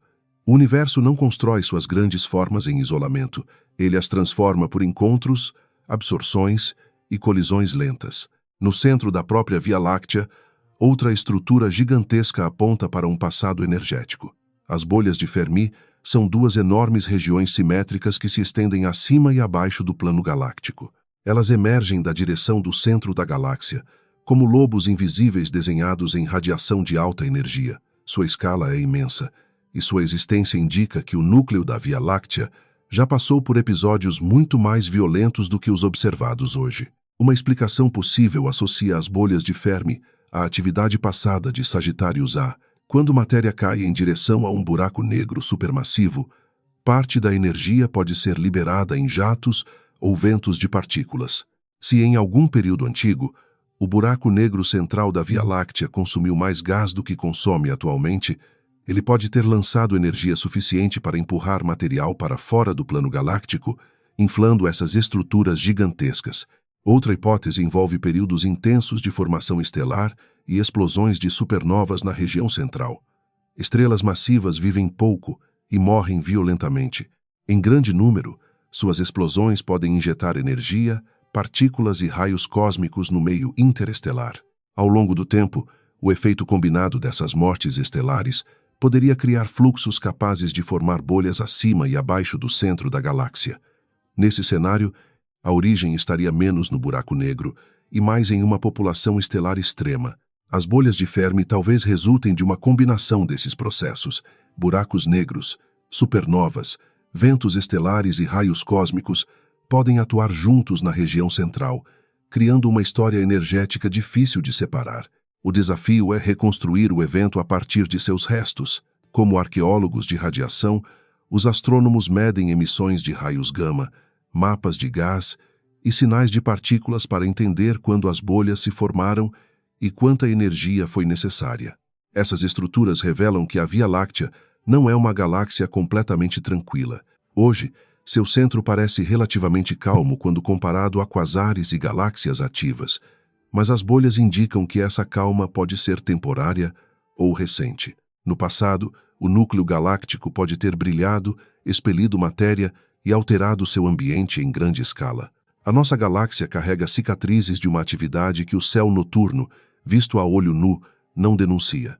Supernovas do tipo Ia, a forma da Via Láctea, o núcleo duplo de Andrômeda e as bolhas de Fermi pertencem a uma mesma narrativa de construção cósmica. Explosões medem distâncias e espalham elementos. Galáxias revelam discos, halos e barras ocultas. Núcleos duplos registram fusões antigas. Bolhas gigantes mostram que centros galácticos podem acordar e lançar energia para longe. O universo não é uma arquitetura pronta. É uma estrutura em permanente revisão. Os braços espirais das galáxias parecem, à primeira vista, estruturas sólidas, como se fossem trilhas fixas de estrelas girando ao redor de um centro luminoso. Mas essa imagem é enganosa. Os braços não são objetos rígidos, nem os mesmos conjuntos de estrelas permanecem para sempre dentro deles. Eles são padrões dinâmicos, regiões onde a matéria se concentra temporariamente, revelando a forma como gravidade, gás, poeira e rotação organizam a arquitetura de uma galáxia. Uma das explicações mais importantes para esse fenômeno é a teoria das ondas de densidade. Segundo essa perspectiva, ondas gravitacionais de compressão atravessam o disco galáctico, criando regiões onde estrelas e nuvens de gás se agrupam com maior intensidade. As estrelas orbitam o centro da galáxia e entram e saem desses braços, como carros que passam por um congestionamento. O engarrafamento permanece visível, mesmo que os veículos individuais estejam sempre mudando. Nas regiões de maior densidade, O gás interestelar pode ser comprimido até formar nuvens moleculares mais frias e densas. Dentro dessas nuvens, a gravidade ganha força localmente e pode iniciar o nascimento de novas estrelas. Por isso, braços espirais costumam aparecer brilhantes, não apenas porque contêm muitas estrelas, mas porque abrigam estrelas jovens, quentes e azuis que iluminam o gás ao redor e tornam o padrão espiral mais evidente aos telescópios. A formação estelar também modifica os braços que a produzem. Estrelas massivas emitem radiação intensa e ventos estelares, empurrando o gás próximo e criando bolhas, frentes de choque e novas compressões. Depois, muitas dessas estrelas morrem como supernovas, espalhando elementos pesados e injetando energia no meio interestelar. Assim, os braços espirais não são apenas desenhos galácticos, eles são regiões de renovação, onde a matéria se condensa, brilha, explode e retorna ao ciclo cósmico. Interações entre galáxias podem reforçar ou distorcer esses braços. A passagem próxima de uma galáxia companheira produz forças de maré que rearranjam órbitas, comprimem gás e podem intensificar padrões espirais. Em alguns casos, encontros gravitacionais criam braços longos e assimétricos, pontes de matéria ou caudas estelares. A forma de uma galáxia, portanto, não é apenas resultado de sua rotação interna. Ela também carrega marcas das vizinhanças e dos encontros que sofreu. Essa dinâmica mostra que a beleza espiral do cosmos é uma beleza instável. Uma galáxia pode parecer equilibrada em uma imagem, mas cada braço é uma onda em movimento, atravessada por estrelas que nasceram em épocas diferentes.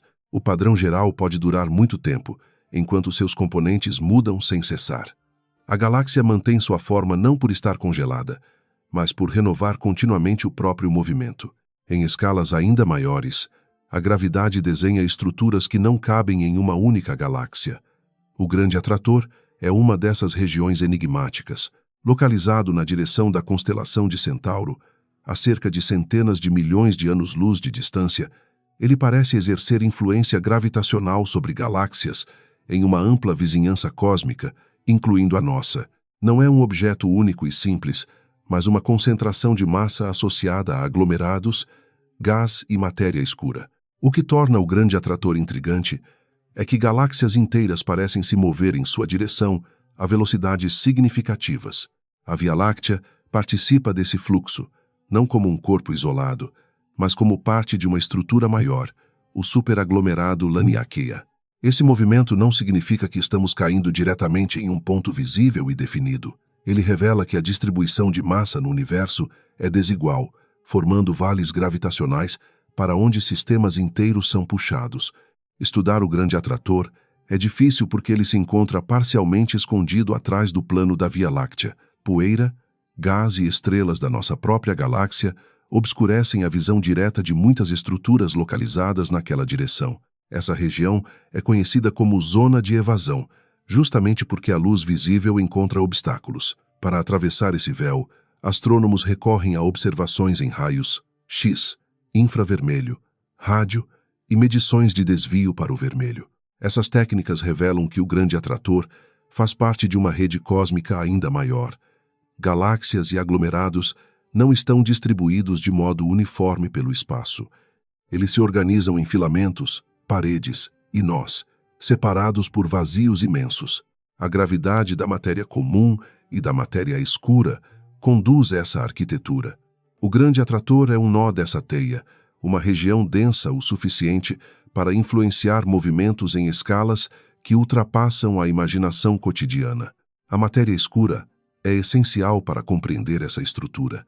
Ela não emite luz, não é observada diretamente por telescópios convencionais e não interage com a radiação como a matéria comum.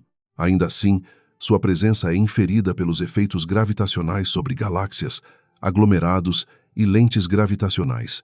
Sem ela, as velocidades de rotação das galáxias e a formação das grandes estruturas cósmicas seriam muito difíceis de explicar dentro dos modelos atuais. Mas algumas galáxias desafiam essa expectativa. Certos sistemas parecem conter quantidades surpreendentemente baixas de matéria escura, ou pelo menos mostram dinâmicas que sugerem essa possibilidade. Essas galáxias deficientes em matéria escura são importantes porque testam a ideia de que a matéria escura acompanha quase todos os processos de formação galáctica.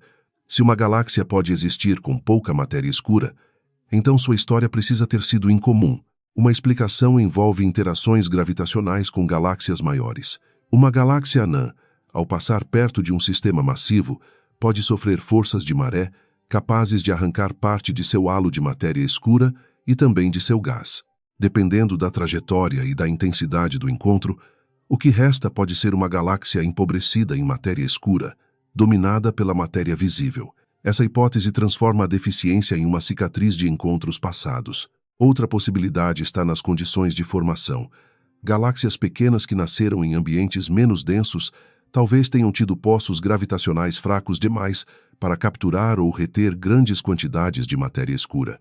Também é possível que processos envolvendo gás, estrelas e explosões de supernovas tenham alterado sua distribuição interna. O desafio é separar o que realmente falta do que apenas se comporta de maneira diferente em medições limitadas.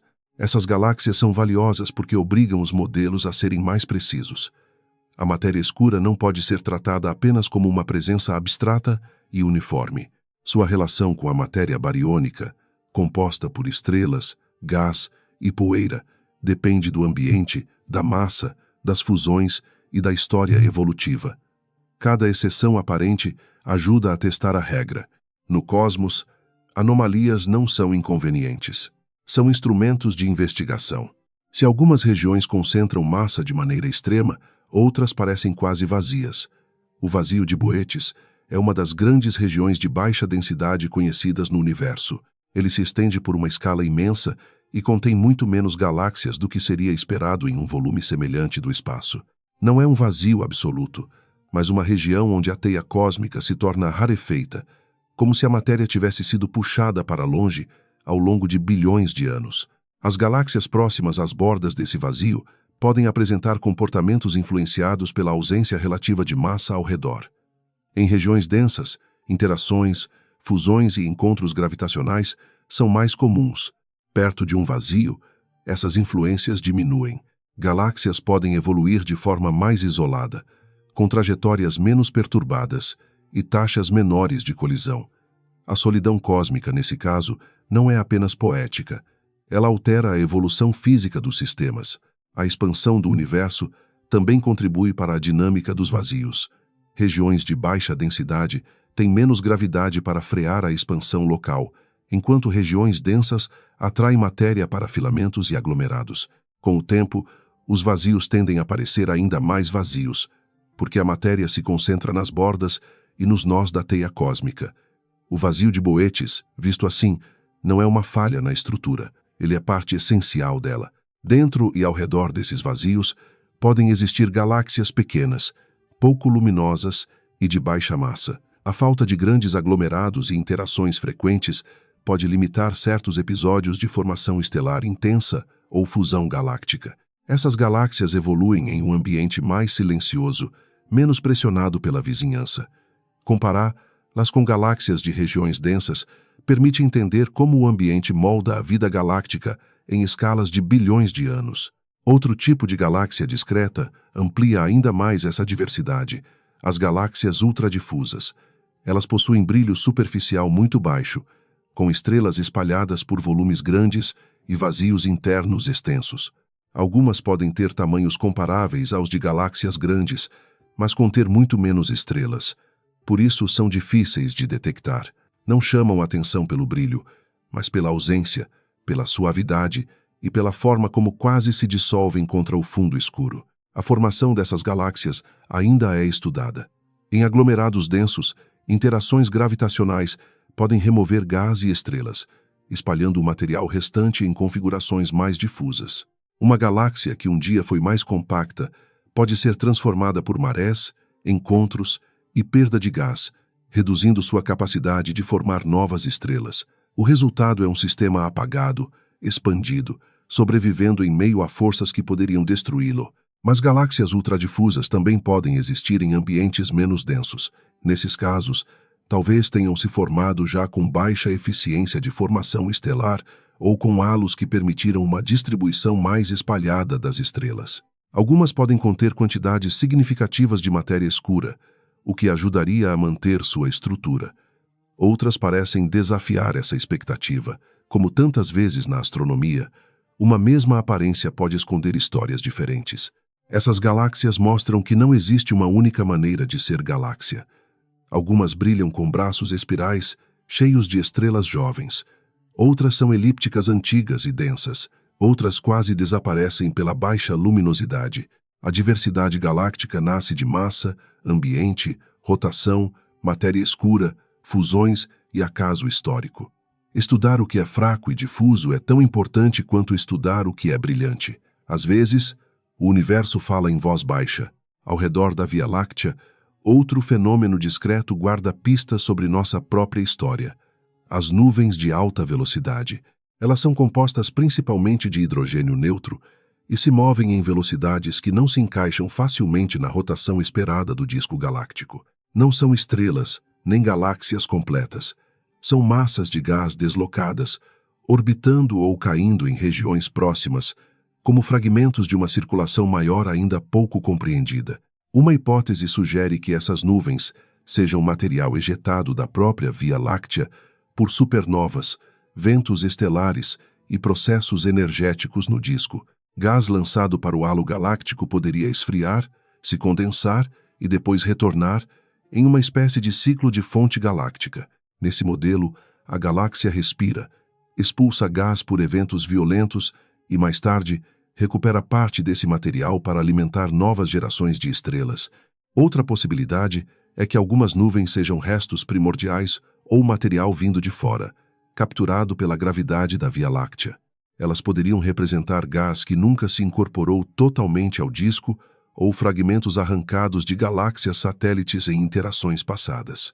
A grande e a pequena nuvem de Magalhães, por exemplo, participam de um ambiente gravitacional complexo que pode deixar correntes de gás ao redor da nossa galáxia. As nuvens de alta velocidade ajudam a entender como galáxias continuam recebendo combustível. Para formar novas estrelas, uma galáxia precisa de gás frio. Se todo esse gás fosse consumido sem reposição, a formação estelar diminuiria ao longo do tempo. A queda de nuvens gasosas, vindas do halo ou do meio intergaláctico, pode renovar o reservatório disponível. Assim, estruturas quase invisíveis podem influenciar o futuro luminoso do disco galáctico. Dos braços espirais às nuvens de alta velocidade, a mensagem é a mesma. Galáxias são processos, não objetos estáticos. Elas giram, respiram, colidem, perdem matéria, capturam gás e respondem a forças invisíveis. O grande atrator revela a gravidade em escala monumental. O vazio de Boetes revela a importância da ausência. A matéria escura estrutura o que não vemos. E entre luz e silêncio, a teia cósmica continua desenhando o destino das galáxias. As galáxias em forma de anel parecem, à primeira vista, quase artificiais. Um círculo luminoso de estrelas e gás envolve uma região central, como se uma onda tivesse atravessado a galáxia e deixado uma marca congelada no espaço. Mas essas estruturas não são ornamentos estáticos.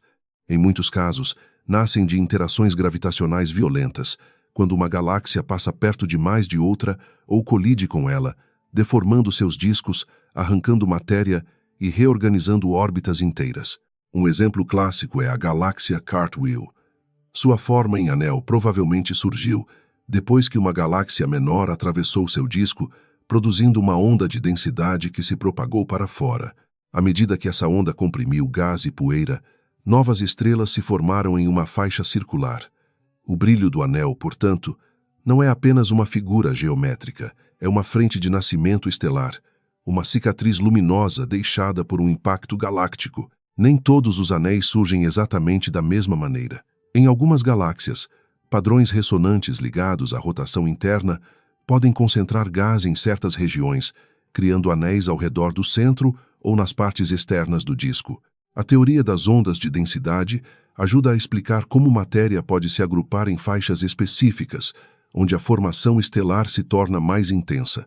A galáxia, nesse caso, transforma sua própria dinâmica em arquitetura visível. Com o tempo, processos internos também podem reforçar essas formas. O movimento do gás, a formação de estrelas jovens e a redistribuição de matéria podem desenhar estruturas circulares que persistem por longos períodos. Cada anel conta uma história particular: colisão, ressonância, evolução interna ou uma combinação dessas forças. Observar essas galáxias é ler um instante de sua história gravitacional. O anel é uma fotografia lenta de perturbações que se espalham por milhares de anos-luz.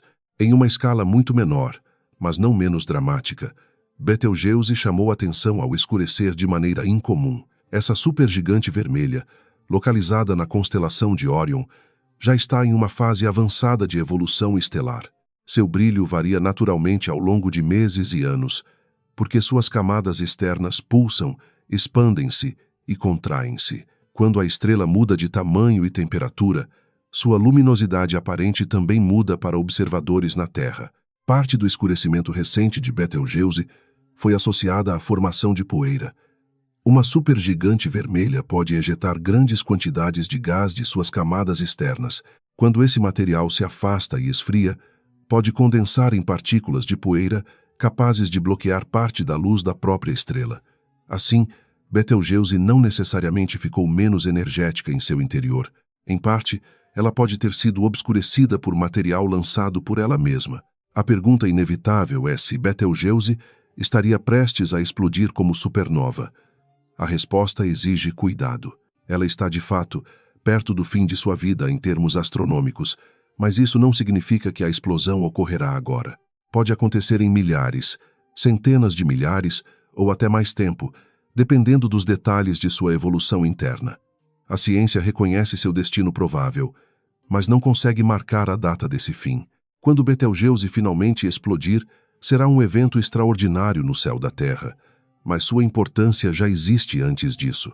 Ela permite observar em tempo real os processos instáveis de uma estrela massiva envelhecida: pulsação, perda de massa, formação de poeira e transformação das camadas externas. A estrela não é apenas um ponto vermelho em Órion, é um laboratório vivo do fim estelar, respirando matéria para o espaço antes da morte definitiva.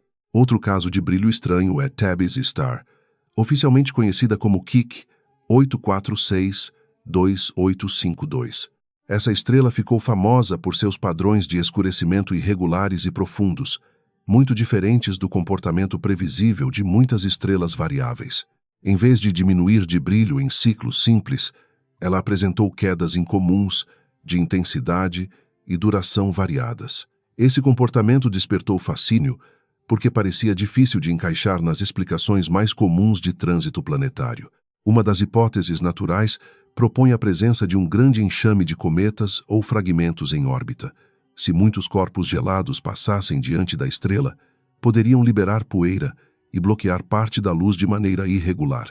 Como esses fragmentos não estariam distribuídos de forma uniforme, o brilho diminuiria em padrões complexos. Essa explicação não resolve necessariamente todos os detalhes, mas oferece um caminho astrofísico sem recorrer a ideias extraordinárias. A possibilidade de uma megaestrutura alienígena também foi mencionada em discussões populares. Segundo essa ideia especulativa, uma civilização avançada poderia ter construído estruturas enormes para captar energia da estrela, causando bloqueios de luz. Apesar do fascínio que essa hipótese provocou, ela permanece sem evidências diretas e é considerada muito menos provável do que explicações naturais envolvendo poeira, fragmentos ou processos ligados à própria estrela. A cautela científica é essencial nesse ponto. Astrofísicos também investigam se mudanças internas ou superficiais da própria estrela poderiam contribuir para o fenômeno. Distribuições irregulares de atividade estelar, variações na atmosfera ou material circunstelar podem afetar a luminosidade observada. Tabby's Star se tornou importante justamente porque resiste a respostas fáceis. Ela lembra que o céu ainda contém comportamentos que parecem simples apenas à distância. Quando medidos com precisão, até pequenos escurecimentos podem abrir grandes perguntas. Entre as ideias mais estranhas da evolução estelar estão os objetos de Thorne-Jigsaw. Eles são hipotéticos e recebem esse nome em referência aos físicos Kip Thorne e Anna Jigsaw. A proposta descreve uma estrela dentro de outra estrela, uma estrela de nêutrons incorporada às camadas externas de uma supergigante vermelha. Não se trata de uma metáfora. Dentro desse modelo, dois tipos extremos de objeto estelar coexistiriam em uma estrutura única e instável. A formação de um objeto assim exigiria uma história rara. Uma estrela massiva pode terminar sua vida como supernova, deixando para trás uma estrela de nêutrons. Em certas configurações binárias ou encontros gravitacionais, essa estrela de nêutrons poderia ser engolida por uma companheira supergigante vermelha, mergulhando em suas camadas externas. O resultado seria um sistema em que o núcleo compacto interage com o material estelar ao redor de maneira profundamente incomum. Essa interação poderia alterar os processos nucleares dentro da estrela. A presença da estrela de nêutrons, com sua gravidade intensa, poderia modificar a mistura de material, a taxa de reações e a produção de certos elementos. Por isso, objetos de Thorne-Gitkow são procurados por assinaturas químicas e luminosas que os diferenciem de supergigantes comuns. Até hoje, sua confirmação definitiva permanece difícil, e a hipótese continua como uma fronteira fascinante da astrofísica estelar. A força dessa ideia está em desafiar categorias simples. Uma estrela, normalmente, é imaginada como um corpo com camadas organizadas ao redor de um núcleo, mas um objeto de Thorne-Gitkow misturaria uma estrela viva e um remanescente morto, fusão nuclear e matéria ultracompacta, evolução comum e acidente gravitacional. Mesmo que sejam raros ou ainda não confirmados de forma conclusiva, eles ampliam a noção do que uma estrela pode ser. Nos aglomerados globulares, outro tipo de estrela parece desafiar a idade: as Blue Stragglers. Esses aglomerados são populações antigas, dominadas por estrelas velhas, mais frias e menos massivas. E ainda assim, dentro deles aparecem estrelas mais azuis, mais quentes e aparentemente mais jovens do que deveriam ser. À primeira vista, parecem intrusas em um cemitério estelar, corpos rejuvenescidos em um ambiente onde quase tudo deveria envelhecer junto. Uma explicação envolve colisões e fusões estelares. Em aglomerados globulares, a densidade de estrelas pode ser muito alta. Encontros próximos se tornam mais prováveis, e duas estrelas podem acabar se fundindo. O objeto resultante ganha massa, aquece e brilha com uma cor mais azul, como se tivesse voltado a uma fase mais jovem. Na verdade, não é juventude verdadeira. É uma nova trajetória evolutiva produzida por uma interação violenta. Outra explicação envolve sistemas binários. Uma estrela pode transferir material rico em hidrogênio para sua companheira, aumentando sua massa e reacendendo processos de fusão com maior intensidade. A estrela receptora passa a parecer mais quente e luminosa do que suas vizinhas antigas. Esse rejuvenescimento aparente mostra como a vida estelar pode ser profundamente alterada por proximidade. Em regiões densas, a evolução não é apenas individual, é coletiva, gravitacional e, às vezes, colisional. As Blue Stragglers são importantes porque revelam a complexidade dos aglomerados globulares. Esses sistemas não são apenas coleções passivas de estrelas velhas. Eles são ambientes dinâmicos, onde encontros, binárias e transferências de massa continuam modificando destinos individuais. Uma estrela pode parecer jovem não porque nasceu recentemente, mas porque recebeu matéria, fundiu-se com outra ou teve sua história reescrita por uma vizinha. A idade, no cosmos, nem sempre aparece de forma direta. As variáveis cefeidas apresentam outro tipo de regularidade. Elas pulsam de forma intensa e previsível, expandindo-se e contraindo-se em ciclos ligados ao equilíbrio entre gravidade e pressão interna. Quando a energia produzida no interior aquece suas camadas externas, a estrela se expande.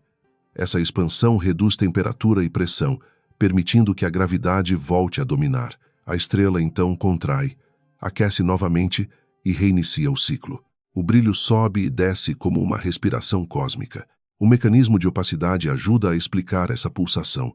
Em certas camadas da estrela, mudanças de temperatura alteram a facilidade com que a radiação escapa. Quando a energia fica presa, a pressão aumenta e empurra as camadas externas para fora. Quando a opacidade diminui, a energia flui mais livremente e a estrela perde sustentação parcial, voltando a contrair. Desse equilíbrio instável, nasce uma variação luminosa regular, precisa e extremamente útil. A importância das cefeidas está na relação entre período de pulsação e luminosidade. Henrietta Leavitt mostrou que o tempo de variação dessas estrelas está diretamente ligado ao seu brilho intrínseco. Se os astrônomos medem o período, podem estimar a luminosidade real. Comparando essa luminosidade com o brilho observado, calculam a distância. Assim, as cefeidas se tornaram degraus fundamentais da escada de distâncias cósmicas, ajudando a medir galáxias além da Via Láctea. Mira, uma gigante vermelha na constelação de Cetus, revela a velhice estelar de outro modo. À medida que esgota seu combustível nuclear e avança para fases tardias de evolução, ela perde massa por meio de um vento estelar intenso. Gás e poeira escapam de suas camadas externas e interagem com o meio interestelar. O resultado é uma cauda semelhante à de um cometa, formada por material ionizado e partículas arrastadas pelo movimento da estrela. Essa cauda não surge porque Mira seja um cometa, mas porque se desloca pelo espaço enquanto expulsa matéria. O vento estelar encontra o gás rarefeito ao redor, e essa interação molda o material perdido em uma trilha que se estende na direção oposta ao movimento. A estrela deixa um rastro de sua própria decomposição lenta. Observar Mira é ver uma gigante antiga devolvendo ao espaço parte da matéria que um dia esteve presa em seu corpo. Esse processo antecipa a formação de nebulosas planetárias. Estrelas como Mira, ao perderem suas camadas externas, enriquecem o meio interestelar com gás, poeira e elementos produzidos ao longo de sua vida. Esse material poderá, em eras futuras, participar da formação de novas estrelas e planetas. A morte tranquila de uma gigante vermelha não é um apagamento simples. É uma transferência de matéria entre gerações cósmicas, uma continuidade escondida sob a aparência de declínio. Por fim, existem estrelas tão rápidas que podem escapar da própria Via Láctea. São as estrelas de hipervelocidade, viajantes cósmicas que se deslocam a velocidades capazes de vencer a atração gravitacional da galáxia. Algumas podem ultrapassar 1 milhão de milhas por hora. A origem mais provável de muitas delas envolve interações extremas com buracos negros supermassivos, especialmente no ambiente denso e violento do centro galáctico. Um cenário possível começa com um sistema binário que passa perto demais de Sagitários A, o buraco negro supermassivo da Via Láctea. A gravidade do buraco negro pode separar o par. Uma estrela fica presa em uma órbita apertada ou é capturada, enquanto a outra recebe energia suficiente para ser lançada para longe em alta velocidade. Esse mecanismo transforma uma relação binária em expulsão galáctica. Uma estrela perde a companheira e ganha uma trajetória de fuga.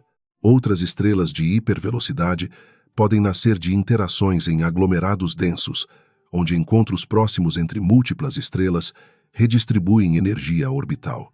Em situações raras, uma estrela pode ser arremessada para fora do sistema com velocidade extrema. Fusões, colisões e perturbações gravitacionais também podem contribuir. Cada uma dessas estrelas rápidas carrega, em seu movimento, uma pista sobre o lugar violento de onde veio e sobre as forças que a arrancaram de lá. Estudar estrelas de hipervelocidade ajuda a mapear a massa da Via Láctea, inclusive seu halo de matéria escura. A trajetória dessas estrelas depende do campo gravitacional galáctico que atravessam. Ao medir sua velocidade, posição e direção, astrônomos podem inferir propriedades da galáxia que não são diretamente visíveis. Essas estrelas são projéteis naturais, lançados por interações extremas e transformados em sondas da estrutura invisível ao redor da Via Láctea. Das galáxias em anel às estrelas de hipervelocidade, esta última sequência mostra um cosmos onde forma, brilho e movimento raramente são simples. Anéis registram colisões. Betelgeuse expele poeira antes de seu fim. Tabby's Star desafia explicações fáceis. Objetos hipotéticos misturam estrelas vivas e remanescentes mortos. Blue Stragglers parecem jovens em ambientes antigos. Cefeidas medem distâncias. Mira deixa uma cauda de matéria, e algumas estrelas são lançadas para fora da própria galáxia. O universo não guarda seus mistérios apenas nas maiores escalas. Ele os espalha em manchas de luz, quedas de brilho, pulsações, rastros de gás e trajetórias rápidas demais para permanecer. Cada fenômeno é uma frase incompleta em uma linguagem escrita por gravidade, fusão nuclear, poeira e tempo. E quanto mais aprendemos a ler essas frases, mais percebemos que o cosmos não é uma resposta final, é uma pergunta que continua se expandindo.